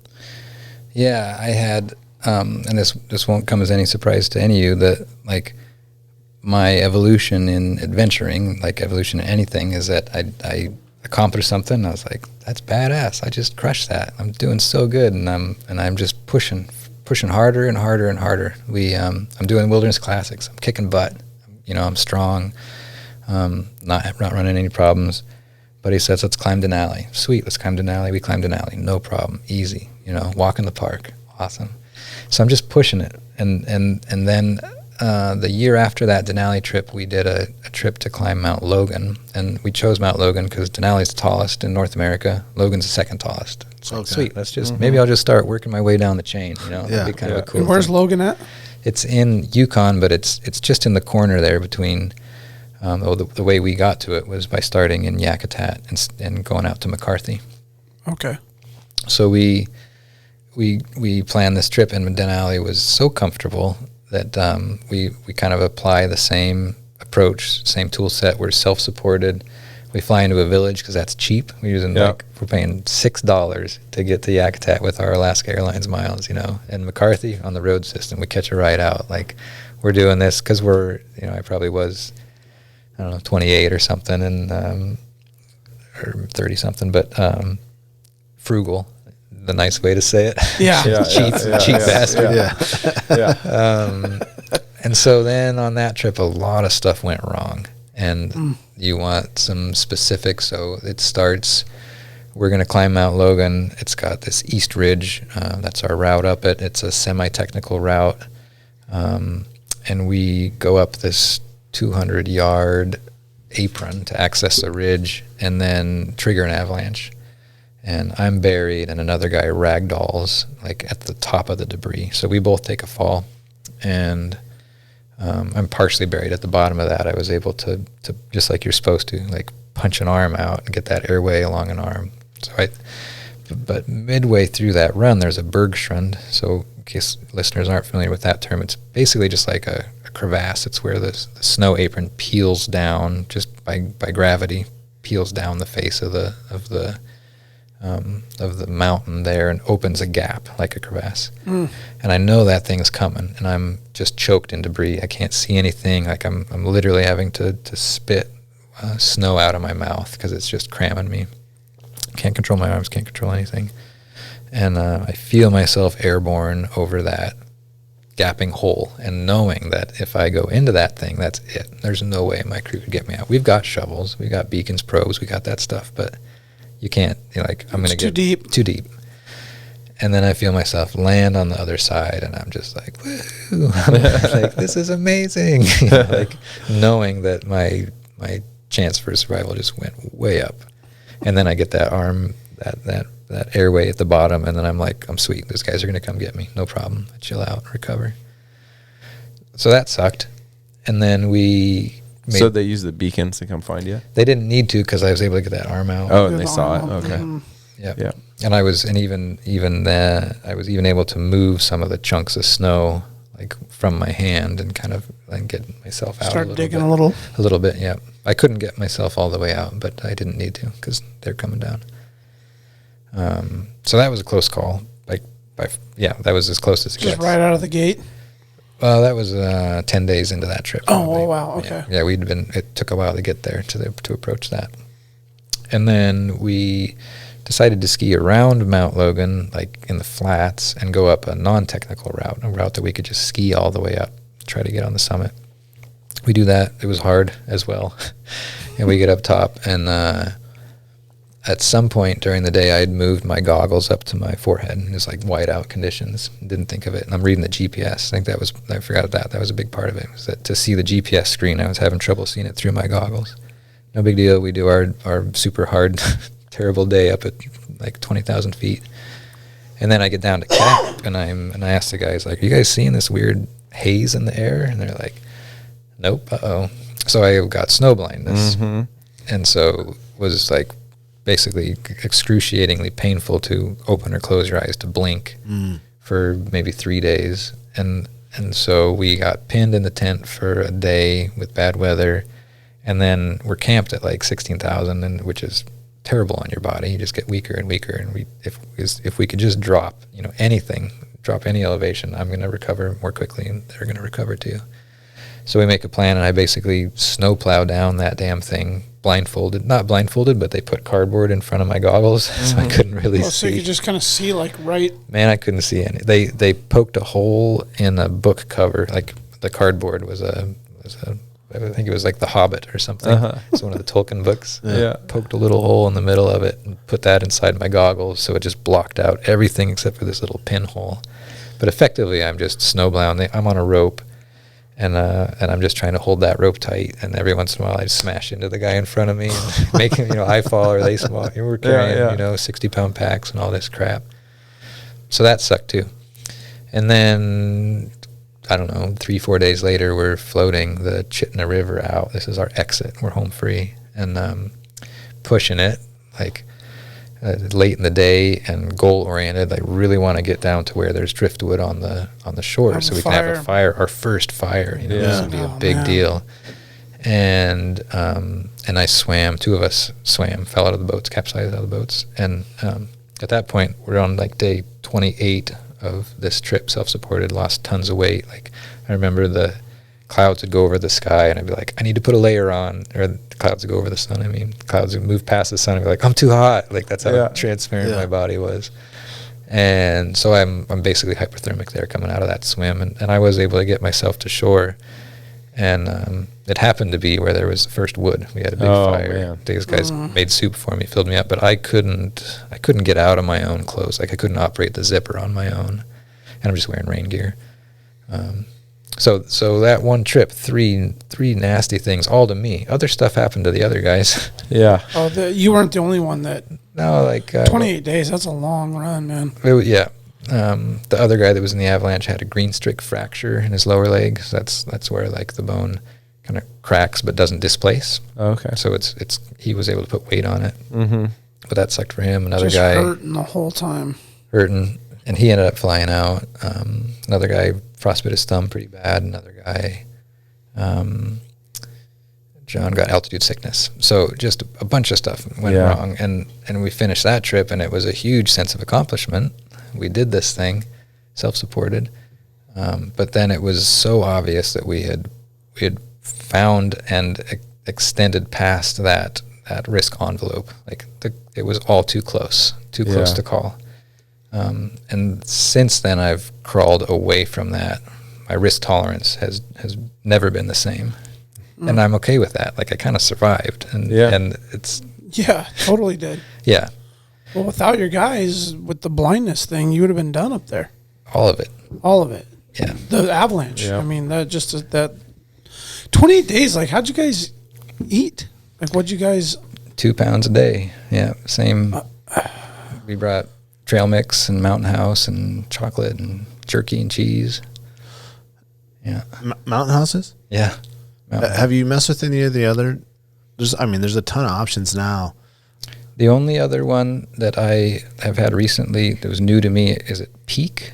Yeah. Man, those things they pack a punch, and it's like a much better portion and a much better calorie count for me than Mountain House. Yep. And less water and quicker. Yep. Those have been really nice, but they're so expensive. Yeah. I had But they're so tasty. pro deal for a little while with Mountain House, and that was working really well for me. Yeah. Their new portions are smaller, which pisses me off. Like they don't quite cut it for me. Yeah, totally. You need that double serving. Yeah. Well, we messed up on one of our first like mountain hunts. We got the Pro Pack one. That didn't realize like that's like half. Yeah. That's what we were eating was a Pro Pack. Yeah. On that long trip, and we would boost it. We'd call it Pro Pack Plus because it would be the Pro Pack was 4 ounces, and then we'd bring another 4 ounces, and that second would be coconut oil or butter or cheese powder, some way to just boost it with fats. Yeah. Cheese powder? Yeah, like a powdered cheese, like what you get in like a box of mac and cheese, but you can just buy the powder. Oh. That would be actually really good to add to something. Yeah. Yeah. Might give it some good flavor too, huh? That stuff's great. Super salty. Yeah. Yeah. Almost any one of those mountain houses, if you throw some Tillamook cheese in it, Yeah. you just made like Just this sets it gourmet off. meal. You're just like sitting up there, feeling like Adam Markham. It's gourmet. That's right, dude. Let's take one more second here and give another shout out to the sponsors, and we'll come back to the original topic.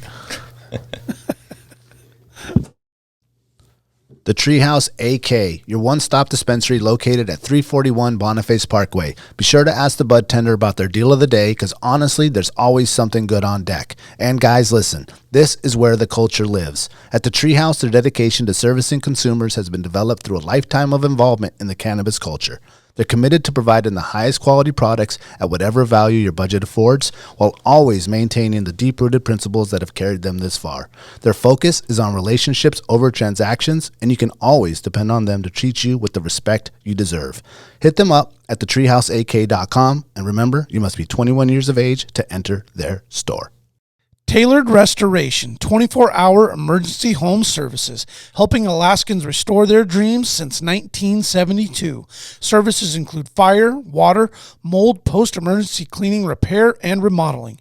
Tailored has an emergency response number with trained professionals available to help you at any time, day or night.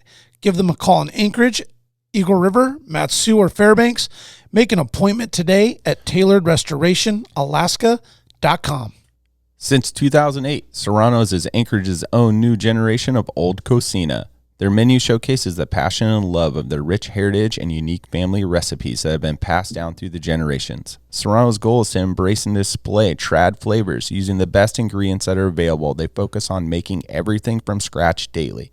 In-house menu includes handcrafted corn tortillas, salsas, carne asada, and chorizo. But don't take their word for it. Experience their tradition and sabor for yourself. Locations on Tudor and Northern Lights, both with new tequila bars. Check out their daily specials at serranosmexicangrill.com. The Connoisseur Lounge, located in the heart of Palmer, Alaska. The Connoisseur Lounge is Palmer's first locally owned and operated cannabis retailer. Their beautiful store is located at 226 Evergreen Avenue. The Connoisseur Lounge has exclusive cannabis products such as Snowcap Romance, Aurora Haze, Super Glue, and one of our favorites, Sugar Cookies. And if you're not into the flower, the Connoisseur can hook you up with edibles, vape supplies, and a ton of CBD options for all your health and inflammation needs.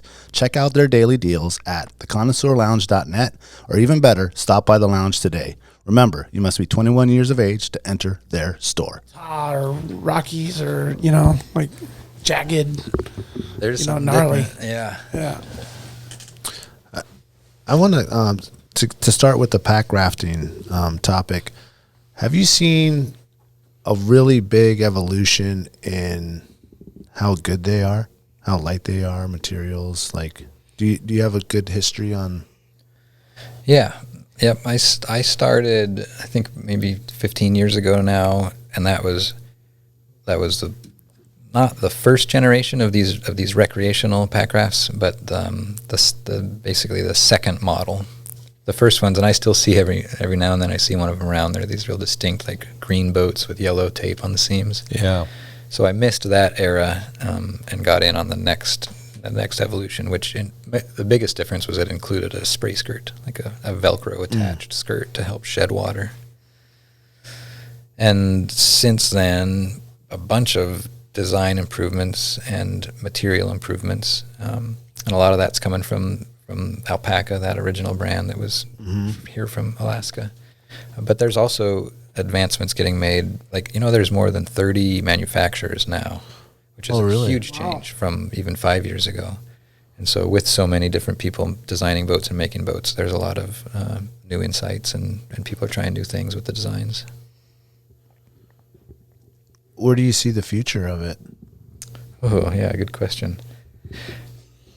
Something that's happening already is that there used to be just one option, and now there's kind of like with skis, the people that are real serious about it have a quiver of boats, and there's like, this is my fast and light one for racing. This is my double canoe style that's good for fishing, and this is my one that's more durable for shallow water or whatever. So I think there will be more and more like specialty designed boats, and that'll include the performance end of whitewater, like Class 4, Class 5 capable boats, and they're already there. There are paddlers that are doing that kind of water pretty consistently. But then there'll also be like the 2-pound boat that's good for an adventure race. That's basically just designed to get you across a body of water, but not maybe flowing down it. That's kind of, I guess, what I see. Yeah. What about in the paddles? Paddle designs haven't changed much, and this is because the kayak community has basically already figured it out. And there's just kind of a hierarchy of material more than anything else. It'll be like plastics at the entry level, and then fiberglass at the mid level, and then carbon fiber at the sort of pro level. Oh, so carbon fiber is the hot boy. Yeah, that's great. Yeah. It's stiff, it's light, it's strong, it's everything, including more expensive. Yeah, like 10 times as much as the plastic one. That's probably about right, the Yeah. plastic. Yeah. I mean, it's 100 and that one's 1,000. I think the best carbon paddle for kayaking you could get is probably about $500. Yeah. $600. Yeah. It'll be 1,000 soon with inflation. That's probably right. Yeah. So, Sorry, go ahead. Like in like with the improvements on boats, what's changed since, like, I think mine are 2010. So I think I have like kind of like that 3rd or 4th gen. I think my boat is the same one as that bottom left corner. It looks just green like one? that one. Yeah. Yeah, so one improvement with the design is that the early boats always had an issue where most of your weight was behind the center of the boat. So you're riding in the back of the boat, and the Tends to want to come up. Yep, the mine bow does that. wants to rise Yep. up, and the stern is sitting deep in the water. So newer boats have a larger stern, a more buoyant stern, to kind of balance that out. Okay. So that the boat sits flat in the water. Yeah. That's a really nice feature. It would be nice to have. It would be. balance. Yeah, nice. I put like a big old dry bag up high on the front to counterbalance that. Man, we used to put a rock in there at our feet. and Oh, you this did? just, like, talk about managing risk or whatever. Yeah. It's like, how dumb to have a freaking rock in there. And you, Yeah. like, we're swimming all the time. You got a rock, like, just Yeah. waiting to smack you. So they've solved that problem. All right. And then there's some pretty cool stuff with the shape. Like, it's also kind of like skis where, there's a little bit of a rocker. There's a little Okay. early rise, and Uh-huh. the big design feature that folks are trying to figure out now is how to give the boat a little more edge. Uh-huh. And this is kind of borrowing from the kayak community, because when you can get a boat, like some kayaks, people talk about boats in terms of stability, and there's primary stability and there's secondary stability. Primary is where you're sitting flat in the water. So a Packraft has incredible primary stability because you're sitting on flat water and you're just like, man, I could stand up in this thing. You get a Packraft up on edge and it's very unstable because you got this perfectly round tube. Yeah. So Yeah. whenever you get it on edge, and when I say that, I mean something that the wind could cause or turbulent water could cause. Rapids absolutely cause that. You get that thing up on edge, and the poor secondary stability cause it to flip. Yep. Kayaks have poor, not all, but like a standard river kayak will have poor primary stability. I got in my first kayak, I go out to the lake, and I'm just like, what the heck? Yeah, I'm like shaking. I can't find my balance. Workout totally. already, It's all Yeah. core. Wants to roll on you. You get that thing on edge, and you can actually be more stable, more comfortable, leaning, putting all your weight on one sits bone. It's got excellent secondary stability. Yeah. So the Packraft designers, manufacturers, some of them are trying to figure this out and figure out how can we improve the second stability on the Packrafts. Oh, that's super cool. What kind of ideas have come out so far? The only one I've seen, and there's I think 2 brands doing it, is they basically have two floors and an inflatable chamber in between those floors, and what that does is it creates a flat section on the hull so that it's not perfectly round. Yeah. You get that flat section when you put your weight on that when you're on edge, and you can hang out there in that position. Okay. And then you couple that with paddle control, and it allows you to just carve into features and catch currents differently. And with boat control, it can make it a lot more playful experience, and it's really only relevant to whitewater. But for folks that are seeking that, it's a big deal. Yeah. What are you using now? I'm in a Wolverine, which is their sort of sporty, which is Alpaca's sporty whitewater boat. Okay. And it's awesome. It's my favorite by far. Can you pull that up? It's Yeah. Wolverine and Expedition. They have the same hull. They just have a couple different minor features, but it's I think the natural evolution of those first boats. It's kind of where they were meant to come. Just that it's a little more playful, but not that much heavier, not that much wider or anything. Right.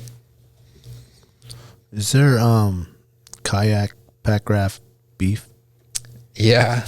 Some There riff. Oh, Oh, yeah. Yeah, like snowboard skiers. Yeah. I mean, like when I was looking at that picture that was up behind, it was like all Packrafts. Like, Yeah. is there a little conflict there, or Yep, for sure. Probably, I think I would guess less now than there used to be, but for sure initially, and a big part of the problem was that because of that primary stability in Packrafts, it was easy for me as a beginner, get in that boat, paddle a little bit of, 20 mile, we talked about earlier, Yeah. some of these like pretty simple rivers, be like, I got this. Yeah. This is not that hard. And then I jump on class 3, and then I jump on class 4, and then I'm swimming like crazy. And the people that are helping are the kayakers. Yeah.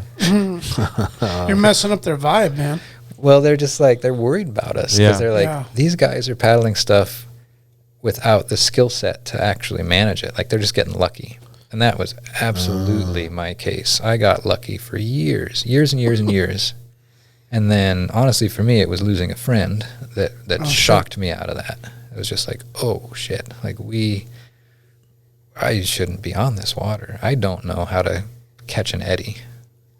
And then through that loss and relearning, I very intentionally relearned how to read water, how to manage my boat. And then that's what eventually ended up motivating me to put that book together, Packraft book. What did you do to relearn that? Did you like reach out to experts or? Yeah, I went for more direct mentoring. I bought a kayak. Yeah. shh, don't tell Wow. anybody that. A mediocre kayaker sits in a Packraft and is like, damn, dude, this guy is good. A mediocre Packrafter sits in a kayak and boom, they're upside down. Yeah. So I was like, what do these guys know that we don't? What am I missing? And a lot of it is that edge control. Okay. Yeah. And part of it is that if you mess up in a kayak, you know it. You're upside down. Yeah. And then if you exit your kayak, the boat fills up with water, it weighs 400 pounds, and all your partners let you know how much it sucks to manage that boat, to pull that 400-pound load to shore, dump it out, drain it, all that stuff. So there's some sort of what's the right way to say it? There's some sort of like self-enforced learning where it's like when you mess up in a kayak, you know it, and so you're more motivated to learn how to roll Yeah. More motivated to not get in over your head, you know, to start on the easier water and perfect those moves before you jump into to build up slowly. Yeah, baby steps. So that was part of it. And then I trained to get a teaching position doing the swiftwater safety work. Oh, right. And that was a big part of it too. It was like, I don't know what to do if things go wrong. If I had been with Rob when he fell out of his boat, could I really have helped? I want to think I could have helped. Of course, almost like, it's not daily anymore, but for a while daily, it's like, if I had been there, could I have, I probably would have made a difference. With your training. Yeah. Well, now, maybe, but at the time, probably not. And maybe even now, probably not, honestly. Like, so, that was part of the recovery path for me too, was to get that formal training to work. That took several years to work with this company and be like, what do I need to know? And I shadowed and I learned from the best. And then I started teaching those, and that's an awesome way to learn. Like when you're teaching, you have to know stuff so well. And I'm watching the same exercises throughout the summer, and I see what works and what doesn't work, and I get to cherry pick and like, here's what works, and try this. And so I put all of that. That was probably a 7 or 8 year curve that ended. Basically, I'm teaching, and I had a regular job, full-time job, and so the teaching was sort of an outreach effort, and I'm reaching like 20 people a year, just like nothing. Yep. And then I think, if I put this in a book, I could reach 6,000. That's amazing. It's super cool that you did that. And it just seems like it's just waiting for you to finish it. Everybody will buy it up, and everybody will read it. Oh, it's done. Oh. Yeah. Well, no, I meant I'm sorry. I was referring to the ice skating one. Oh, yeah. Yeah, I got confused. That'll be another. That one's nowhere near. Yeah. I haven't. Yeah. No, but that's what it takes to have those experiences to build up to. Gotcha. Be able to put it in text, right? Yeah. Yeah. I've thought about it with the Packraft book. Just made so much sense. Like I had the motivation. I went through the process of relearning. And then teaching it, all of that just put me in a position to be able to explain it. I don't have any of that for ice skating. Ice skating, I've got some clever stories, and I'm like, but it makes me feel like I'm trying to figure out how to do that now. And be like, how do I write this book without actually being an expert? Because in the Packraft safety, I was like, or I am. I'm an expert at that. You got to move to Norway. I would love to do a trip out there and see, because those guys are coming up with some really cool safety sort of protocols and stuff. Yeah, I'd love to see what they're doing. Is there a beginner's Packraft versus like an advanced one? Because as we were looking at the pictures, obviously the shape is different. Like some are pointed and some are rounded, and obviously there's been some evolution there. Is there one that you would say a new person should start with? Boy, not really. What I say when people ask is what you can afford, what you can borrow. Yeah. Because they are expensive. So expensive. There's a classic model. It's called the Classic, and that's a great boat to start in. That's what I had. That's what Jack had or has. Does it come with the rock now? Yeah. You got to pay extra for the sheep rock. horns, man. Yeah, there you go. But there's no reason that a beginner wouldn't feel comfortable in this more whitewater oriented boat that I'm in.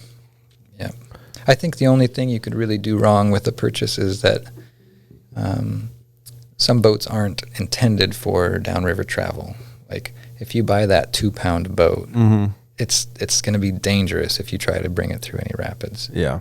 So there's something about recognizing the limitations, and this is true for all of your equipment, right? For your hunting gear too. It's like recognize limitations of your shoes, of your tent, of your rain jacket. Like, so that's the place you could go wrong with a boat. Yeah. Starting out as out of nowhere, right when the Packrafts kind of came out, I saw a few people using them, heard a few people using them, and then I, went and got the Packraft, and there wasn't like this community I could reach out to. I mean, I'd search forums and try to find like, hey, what has anyone done Glacier Creek? Is it clear? Log jams and stuff, and there wasn't really like a good place at that time to look. And what you said earlier about the kayak and like learning that first makes so much sense, because just Glacier Creek's not very tough if you've like grew up like whitewater canoeing and that kind of stuff, but you you bring these other people with you that also have Packrafts, and you kind of don't know their skill and their background, their history, and what they've done. And I mean, they're, one of the trips, it was terrifying how underprepared they were. And it just makes so much sense that there should be some sort of like train, because it is so easy to get into it and go down the river in those and look stable. But then as soon as you go around a corner and there's, some sweepers, or it's a tight blind corner or something, someone's has to do some sort of maneuver around them, and they're not trained in that, then, you have people swim in or whatever. And if there was some sort of class that people could take or resources to use, like your book, to, feel more comfortable and learn that information up ahead of time. And for me, it would be like practicing on a kayak or something. Man, that would just be great. What other resources other than, your book would you recommend, kind of an amateur or new? I mean, by far the greatest learning density is to hire somebody, like get an instructor. And there are a handful of those options. There's more and more every year. Yeah. And that's expensive, but that is like learning density. Like you could, you guys can tell I'm total math dork here, but like I could calculate that. It's like, here's my learning per dollar. Yeah. And you're going to get the most of that working on, like a one-on-one lesson. Heck yeah. Yeah. If you have friends that can play that role, that's great. I'm always a little bit cautious about that, because some folks will just say, yeah, go for it, you got it. And you really want that person that says, go for it, you got it, because I'm going to be downstream with the rope, and we got this set up, and I know this rapid, and it's not going to keep you, and blah, blah, blah. Yeah. Like to have that mentor that's really playing a safety game. Right. So those are both, I think, way more valuable than reading. I mean, don't get me wrong, I hope people buy the book, but reading can only get you so much. Right. That's a very cerebral understanding of the concepts, and what you really want is that physical, that practical muscle memory of, this is what it's like to brace myself so I don't tip upside down, or this is what it's like to read this rapid, and whatever. So, and not everybody has access to instruction or to mentors, and so then it's just baby steps. And the strategy that I really like for that is, it's paddle up a level.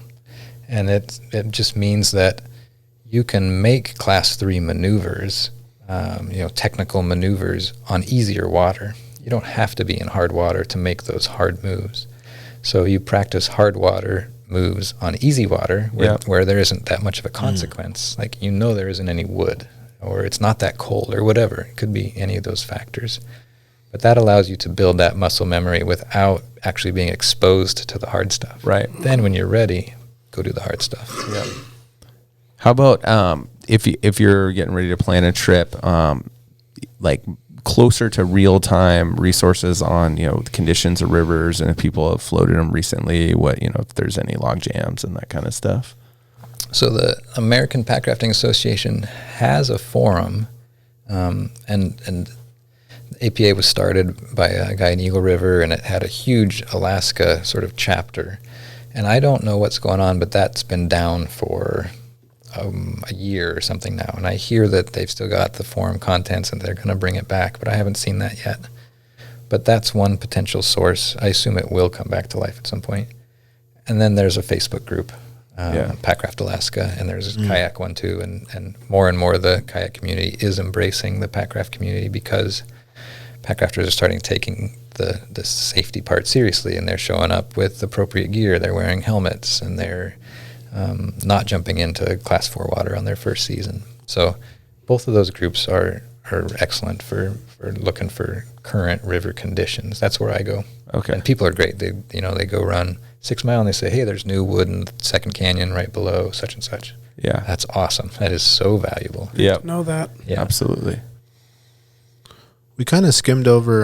You mentioned a couple of times you've doing the skiing of the Iditarod Trail. Yeah. How many sections have you done so far? I just skied. Just last week I skied from McGrath to New Lotto. And then I'm heading out later this week to go to Koyuk and Unalakleet. But I'm just going to ski those 2 chunks. Are you actually on the same trail that they go? Yeah. And did you plan it purposely now that it's kind of groomed and all these people have done it? Yeah, and I thought, man, when I was skiing this section from the Kuskokwim last week, I thought, there is no way you could pay me to break trail through all this. Like, it just wasn't, the terrain is not that interesting, even though, I mean, I grew up out there. That's my hometown, McGrath. But compared to the Brooks Range, the Alaska Range, the Chugach, the Wrangell, like pretty much anywhere, I'm on skis out there. I'm just like, what am I doing out here? So I was really grateful to be on. Basically, I timed it to come right after Iron Dog to have as much hard pack trail as possible. It's really cool how they time that, where they have the snow machine guy go, and then And I'm sure there's. Do you run into other people that are doing the same thing? They're not. The other people that are doing that are doing it as part of the ITI Iditarod Trail Invitational. So that's a bike or ski or walk / run race. Those guys start a week before the Iditarod. Okay. And most of them stop in McGrath. And then a few, they probably have, I don't know, maybe 80 people that go to McGrath and maybe 10 that continue on to Nome. Yeah. So those guys will be out there. Some of them are still out there now. But I didn't see any of that. I didn't see anybody. Nice. Just solo? Solo. Not by choice. I had a partner lined up. He wasn't able to make it. I generally, I would have enjoyed it more with a partner. Are you planning to, you stopping and camping in cabins, or are you camping outside sometimes? On this one, I used every cabin I could. Okay. And that was awesome. That was a real treat. There was, the first day I skied to Takotna, which is a community 20 miles west of McGrath. And I was able to stay there with my best friend from elementary school. Oh, nice. Yeah, who I haven't seen since then. I haven't seen since 6th grade. Yeah. Wow. So that was awesome. I stayed with him and got to see what he's doing now. We're both 43, so big changes. That's so cool. That was awesome. And then from there I was able to ski a couple long days to hit shelter cabins. And so I only ended up sleeping out 2 nights out of 8, which was pretty awesome. Yeah. What are you looking at to find the cabins and make sure they're going to be available and that kind of stuff? These ones were Iditarod, and they were both marked by friends that have done that ITI event, but they're also on BLM websites. Yeah. So I knew the lat-longs of the cabins. Sweet. Yeah. Is the goal to do the whole trail? No, the goal, this is kind of silly. Well, you guys have kids. You guys watch Molly of Denali? Yeah. Yeah, definitely. Oh, Jack, you got to check out Molly of Denali. What? No. It's the Alaska cartoon. It's also what I tell people from out of state that they're aware of all these Alaska reality TV shows that I've never heard of, and I said the only real Alaska TV is Molly of Denali. All right. It's awesome. It's a cartoon? It's a cartoon. It's a cartoon. It's animated, yeah. Okay. We don't have kids, but my wife and I, we watch it all the time. We love it. All right. Yeah. Sweet. Where do you watch it? YouTube? No, it's PBS Kids, man. Oh, it is PBS Kids. All right. Straight cable, online bro. or on the TV, PBS. Yeah. It's right. I always just click on Wildcrafts for them. Yeah. Yeah, it's actually won a Once lot a of week they awards can and watch stuff TV. like that because it's truly Alaskan made. It's authentic. Alaska native Oh, made. that's awesome. Yeah, native voices and writers and producers, everything. It's awesome. and Yeah. it's accurate. Yeah. And Molly's this great role model, and yeah, it's pretty sweet. Sweet. It really is. So she has part of her intro song or whatever is about from Kaktovik to Juneau, always wanting to know more. And so I saw that, and she's got a little map, and I was like, you know what? I've skied, or I've connected almost all of that. And so I've just got a couple segments left, and if I can finish those off, then I will have, by my own power, hiked, backpacked, whatever, ice skated all of Kaktovik to Juneau. So that's what I'm working on with these little chunks of trail. Yeah. Yeah. That's super rad. I've got it is, maybe man. 3 segments left, which is pretty damn close. What are they? I need to get from Kivalina to Kotzebue in the northwest. They're all in the northwest. Okay. And I need to get from Unalakleet to Koyuk, but that's what I'm going to do next week. And then from Koyuk to Selawik. Okay. Then you're gonna get the Molly tattoo. And then I'm going to get the Molly tattoo. The Molly tat. It's on your calf. Yeah. That would be cool. That's good. Well, like I asked before when you were talking about the wilderness races, and I know it's a self thing, but is there some sort of a prize or a plaque or a belt or something something that they've created that you got at home? No. Is there a shrine? Nothing? Hall of Fame? T-shirts. We get some T-shirts every now and then. Yeah. Hey. Yeah. Yeah, that's not. It's like it's a real grassroots thing. Yeah. Yeah. Yeah, they'll make a hoodie or something, with the embroidered patch or something on it. But Yeah. and then somebody does, it's usually it's like somebody's kid that designs it, and like a college kid or something, and then they just charge everybody at cost for whatever it is. How many rivers would you say you've pack rafted? Gosh. Is there a rough number you got? Actually, I mean, not that many. I go back to the same rivers a lot, but I don't know, maybe 40, 50. All in Alaska, or are you doing out of state stuff? I've done a little bit out of state, but mostly Alaska. What are some of your favorites?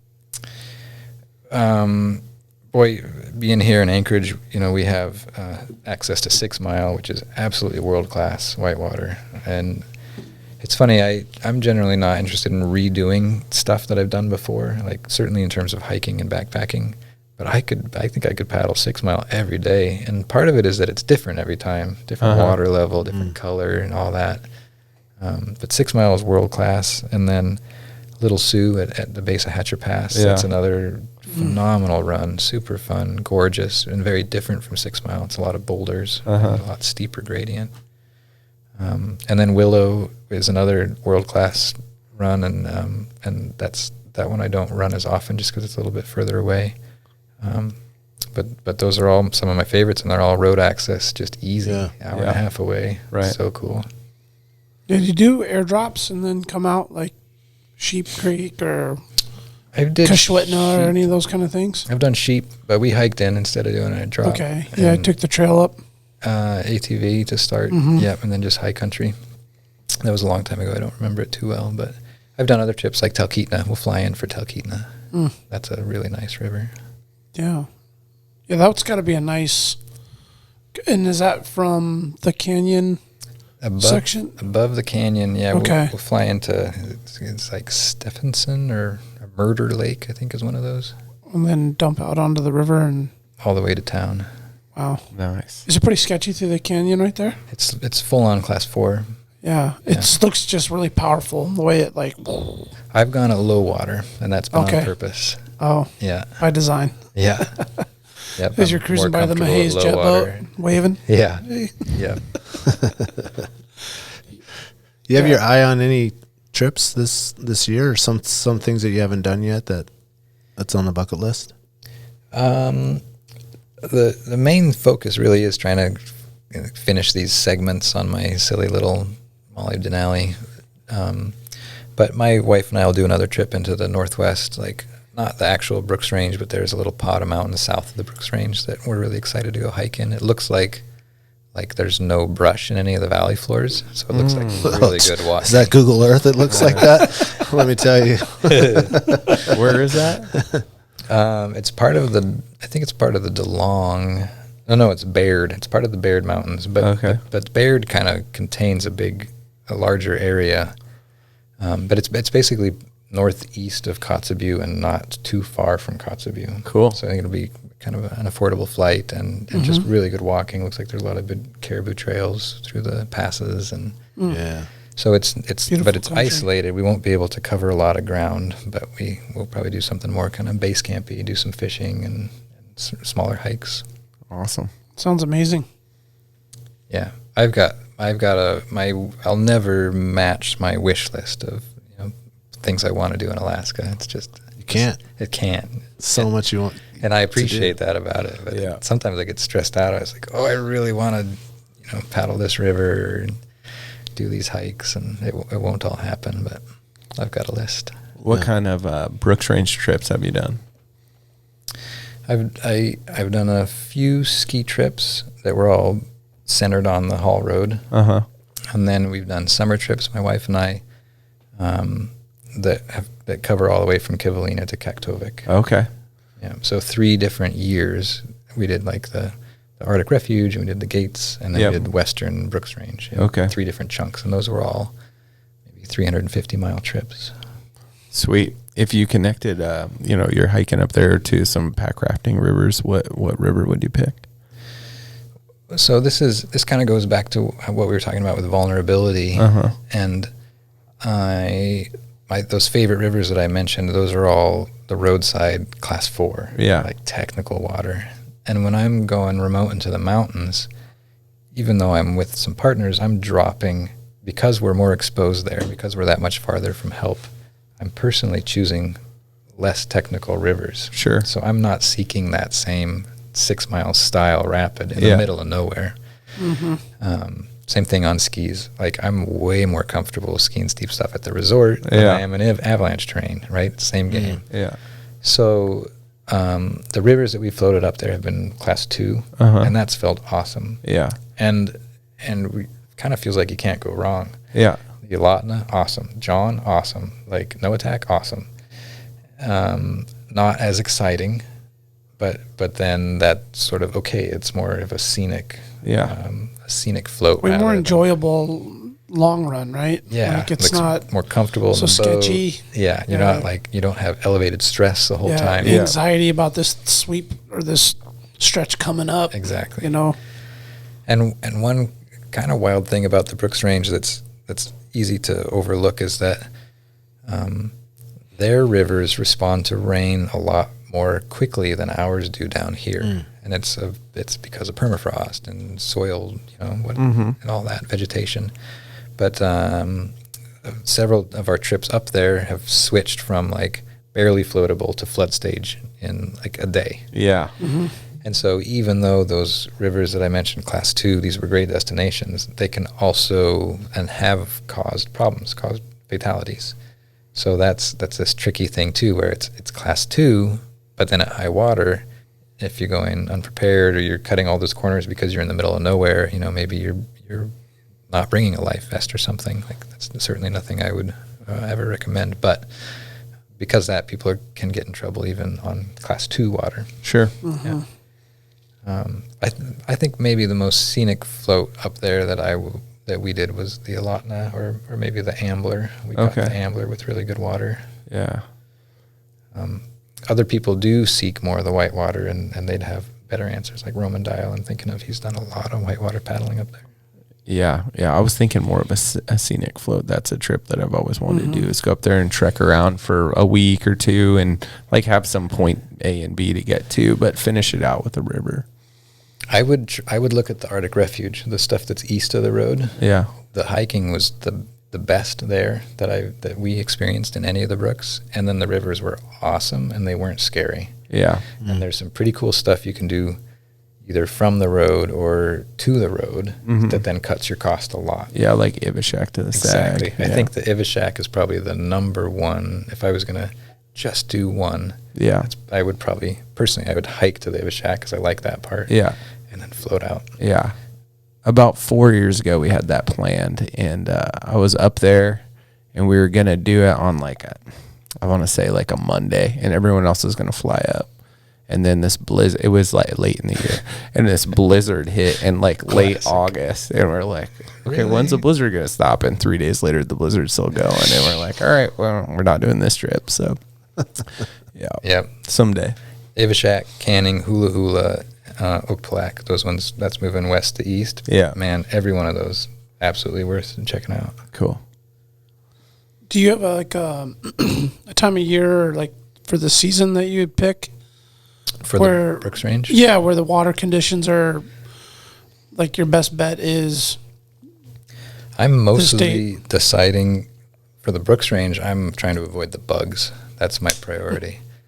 And for those, I want to get there as soon as possible or as late as possible. And this is the kind of stuff that I would ask, some of my older trip partners and stuff like Roman Dial and Brad Micklejohn, these guys that have been up 30 years in a row. And Roman used to say mid-June, that's when you want to start your trip. But he's saying now that's changing because of climate change. And so even earlier. Yeah. You still have it, but basically I'm trying to time it so that there's just the end of snow and the vegetation hasn't greened out, hasn't brushed out. And what my wife and I have been doing two of those trips, I guess, have been mid-June to early July. And by that early July, and maybe it's because we're on the coast at that point, but the bugs are bad by then. Yeah, totally. I bet. So bad. Yeah, it's just a cloud over you. Yeah, when do you find it to be like safe to start messing around in some of those drainages where like the ice is busted and come down and done that thing like Off ice. Yeah, like when is that? So like early June? Would that be like Early June's probably early. okay? Yeah. Like I guess what I'm saying is like could a guy go up there with the intent of going up into a drainage, rafting, hiking, combo, and then get caught in like where something busts a head up top and washed out? So there's like a serious like a hazard there. dam. Yeah, or it's like would you say like after June 1st or whatever would be a good time that ice and water's busted out of there? I gotcha. I think by June, stuff has flushed through already. Okay, Yeah. flush through. There we go. I thought maybe you meant, because there's off ice up there, that's like overflow ice that can last multiple years, actually, in those valleys. It's off ice is AUFEIS. Or get like wedges in the mud and in the It's sediment. It's just on the surface, but it's just like an ice shelf. And that's an extra hazard to those rivers up there, and many of those rivers have off ice. Yeah. I actually don't understand too well how it forms, but it is something about like a persistent overflow that freezes and just keeps accumulating Stacks. and then insulates itself, and so that's how it can last all the way through into August. Wow. You can see it in the satellite imagery, Yeah. and that's like any hazard. Yeah. If you went into some of that, where either just because it's got steep walls, kind of like you're cliffed out, or I know a guy last year that got pulled under, and lived, but his partner had already hit SOS, was just like, we're doing a body recovery. Yeah. They ended up finding each other like 6 hours later or something. He spit out underneath it and then He was able popped to up. like breathe in a few air pockets midway. At some point he got pinned between the sediment and the ice, and he was able to like shuffle laterally to a deeper part in the channel. Just absolute horror story. It's a nightmare. And they managed it. These guys, like, they had a skill set to be able to recover from that, which I think is really impressive. Wow. He needs the beaver tattoo. Okay. Yeah. Or the muskrat. The muskrat. Yeah. So with that, what are you using for satellite imagery? I'm using a bunch of stuff. When I'm drawing routes, I'm using Google Earth. Mm-hmm. But Esri's imagery, Esri is just like another flavor, different brand. Esri's imagery is often higher resolution for parts of Alaska. Okay. So I'm pulling that imagery into Google Earth as well. Okay. It takes a couple little steps. But that way I can just toggle between the two and work with whatever is the highest resolution. Right. So I do that. That's the best resolution I can find for drawing my lines on the map. And then I'm also using some of these near real-time satellite sources for things like off ice or looking for lake ice to skate. Mm-hmm. And that will be NASA's MODIS. And it'll also be Sentinel, Sentinel is a European Space Agency program. And Sentinel has Landsat and has and Sentinel, a handful of different satellites, but Sentinel-2 is the one that I like. And can you log in for free? Those or are you all pay? free, yep. Oh, sweet. And they're all kind of intimidating, like, you know, it's kind of heavy stuff you're looking at and trying to figure out how to use it. I made a crowdcast presentation on how to use those that I can send you guys. Yeah, that'd be awesome. They're super valuable, and the NASA one is available twice a day, but it's not very high resolution, but you can always get it. And then the Sentinel one is available maybe twice a week, but it's the highest resolution. So I kind of play between those two to just get as much information as possible. It's all part of my like planning and preparation. Like that's one of our like leave no trace principles. Is like go in prepared. So I'm using those tools to know as much as possible before going on a trip. Yeah, that's awesome. It's amazing the level of preparedness we can have now. It is amazing, and there's some downsides to it too. But for me, it's really just I feel like it's making things safer, and it's allowing me to be more ambitious with my trips. Yeah. The downside being like sometimes there's a risk that we overlook. Yeah, I think there can be a false sense of security because of like, oh yeah, I looked, there's no off ice, or like you were joking about like, oh, there was no brush from outer space. Yeah. But that's a joke I make with my wife all the time. It's like we've done Could easily walk through there. I had one trip that I thought I found some rocky soil. And that's what I thought it was based on the Google Earth imagery. We get there and it was a burn. Like there was a bunch of trees, downed trees. That's why it was gray. But the difference between walking on rocky soil versus walking through a burn, that's a Which big could difference. be just the worst. Yeah. So yeah, with my wife, I'm just constantly like, I thought this looked so good from outer space. The mushrooms are so good, though. Yeah. That's sketchy, man. Walking on burn's the worst. It's the worst. Yeah. The worst. That was bad. Just feels like you're gonna like, as soon as you see it, you're like, there's a chance I'm gonna break my leg today walking through this. It's like the first thing I think of every time. Like, that's a broken limb. Yeah. Is what that equals. Just don't walk through it. What other type of activities are you and your wife into?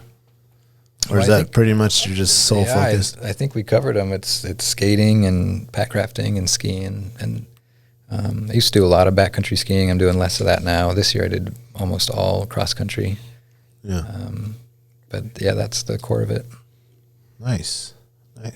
Yeah, and you do fish and I do fish. You guys would. Yeah, I don't know what you think about my style of fishing. well, I mean, do you harvest and eat fish and eat meat and stuff like that? Well, so I grew up doing that stuff, McGrath, and I don't do it on my own at this point. Yeah. And it's real interesting. I've thought through about why, because it's like, if we had a buffet here and I could choose anything I want, and part of it was like, freezer burned moose. I'd probably take that freezer burned moose. Like that's what I want. Yeah.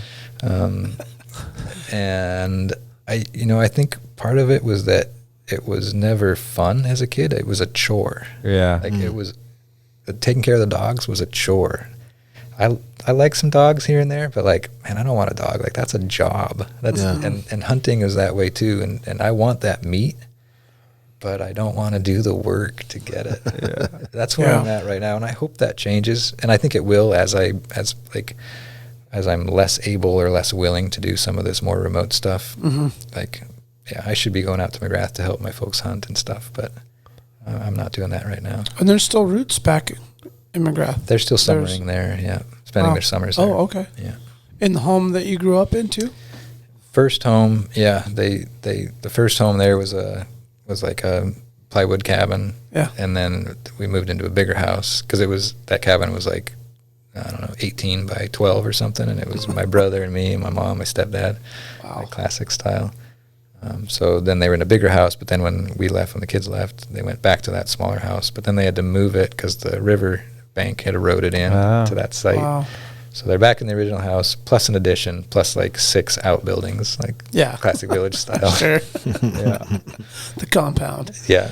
We call it Fort Mitchell. Fort Mitchell, my there you go. stepdad's, yeah, compound. Better said. Awesome. Well, Luke, thank you for sharing all your knowledge and your expertise. You're on all things. Yeah. Man. And the Packraft Handbook. I mean, I think that's a must-have Alaska book because totally. I mean, not only are you learning about packraft, but you're learning about survival and things that you should know being an Alaskan if you're trying to get out there and do things. Thank you.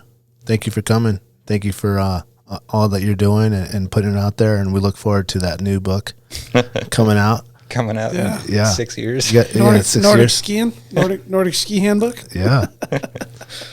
Jackie? Yeah, lots of hot tips. We need more hot tips on where to go skate, where it's clear, for sure. I think I'm enjoying that Facebook group and get after it. But really appreciate it and looking forward to reading the book. Awesome. I haven't read the Packrafting book yet, but I'm stoked about it. And I'm sure now that I have your personal phone number, I'm going to be calling and asking for advice. Yeah, we need to be on the personal text. Like, we're going to go skating. Yeah. Sounds good. Are you the Lacers are coming. Are you coming to the game meet party? Oh man, I saw that. It's while I'm out on this next good. trip. You're going skiing We'll save now. you some of that freezer burn moose. Yeah. There we go. Got plenty of that. When I was in Takatna coming off this I did a road trip, Jesse had shot a moose that day. So I tenderloined that like 3 hours later. Oh, nice, man. So good. Good. So I've got my treat recently. Got your fix. Yes. Nice. Well, Luke, good luck to you on your adventures. Yeah, And thanks. finishing your little, your Denali, Molly of Denali. Yeah. Yeah, I want to see that expedition? tattoo. Okay. Oh, yeah. Full You're post gonna on make Instagram. it a thing. Yeah, a face tattoo. Permanent. Yeah. Luc Mehl, thank you. Alaska, thank you for listening. Stay wild. You'll remember my speaking to you of what I call your overcautiousness. Are you not overcautious when you assume that you cannot do what the enemy is constantly doing? The Alaska Wild Project podcast is brought to you by the following sponsors. Barney's Sports Chalet, supplying hunters with the best hand-selected gear since 1963. The exclusive home of frontier gear built for the rugged Alaskan terrain.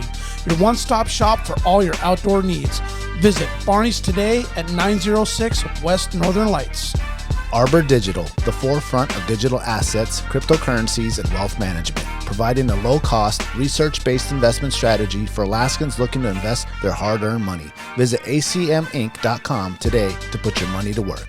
Tailored Restoration 24-hour emergency home services, helping Alaskans restore their dreams since 1972. Services include fire, water, mold, post-emergency cleaning, repair, and remodeling. Give them a call in Anchorage, Eagle River, Matsu, or Fairbanks. Hit them up at tailoredrestorationalaska.com. Total Truck and Alaska Overlander, Alaska's premier supplier for custom automotive accessories and overlanding products, providing all-inclusive rental vehicles and trailers custom outfitted to explore the Alaskan backcountry with a unique and convenient traveling experience. Serrano's Mexican Grill, 2 locations, one on Tudor, one on Northern Lights. The Northern Lights location has their new tequila bar. Check it out. Also see their daily specials at serranosmexicangrill.com.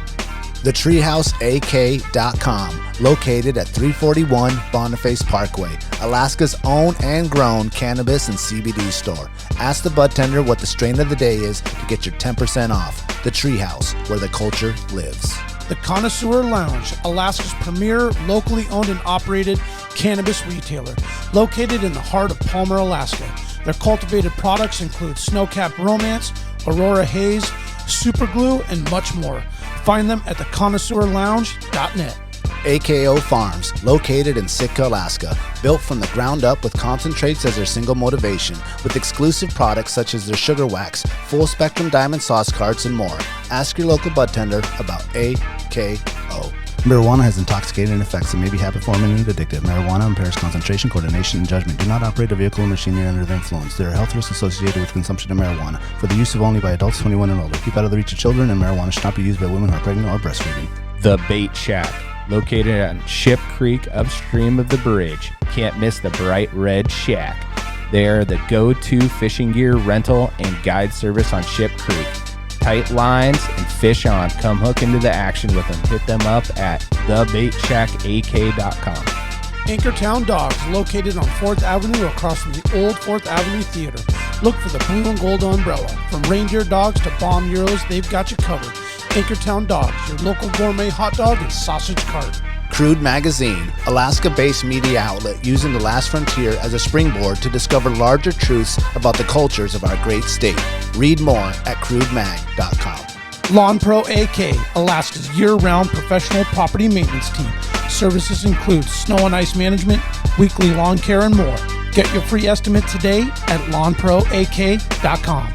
Double Shovel Cider Company, located off of Arctic and 58th, handcrafted Alaskan-made colonial ciders. They also have a tap room downtown on the corner of 5th and E. Stop by today and taste an award-winning cider. Lady with a Plan, your own Alaska event planner. From scouting the perfect location to planning the tiniest details, specializing in event management and production for intimate social gatherings. Find Lady with a Plan on Instagram. Should you not claim to be at least his equal in prowess and act upon the claim? I say try. If we never try, we shall never succeed. This proposition is a simple truth, and it's too important to be lost sight of for a moment. If we cannot beat the enemy where he now is, we never can. It is all easy if our troops march as well as the enemy, and it is unmanly to say they cannot do it.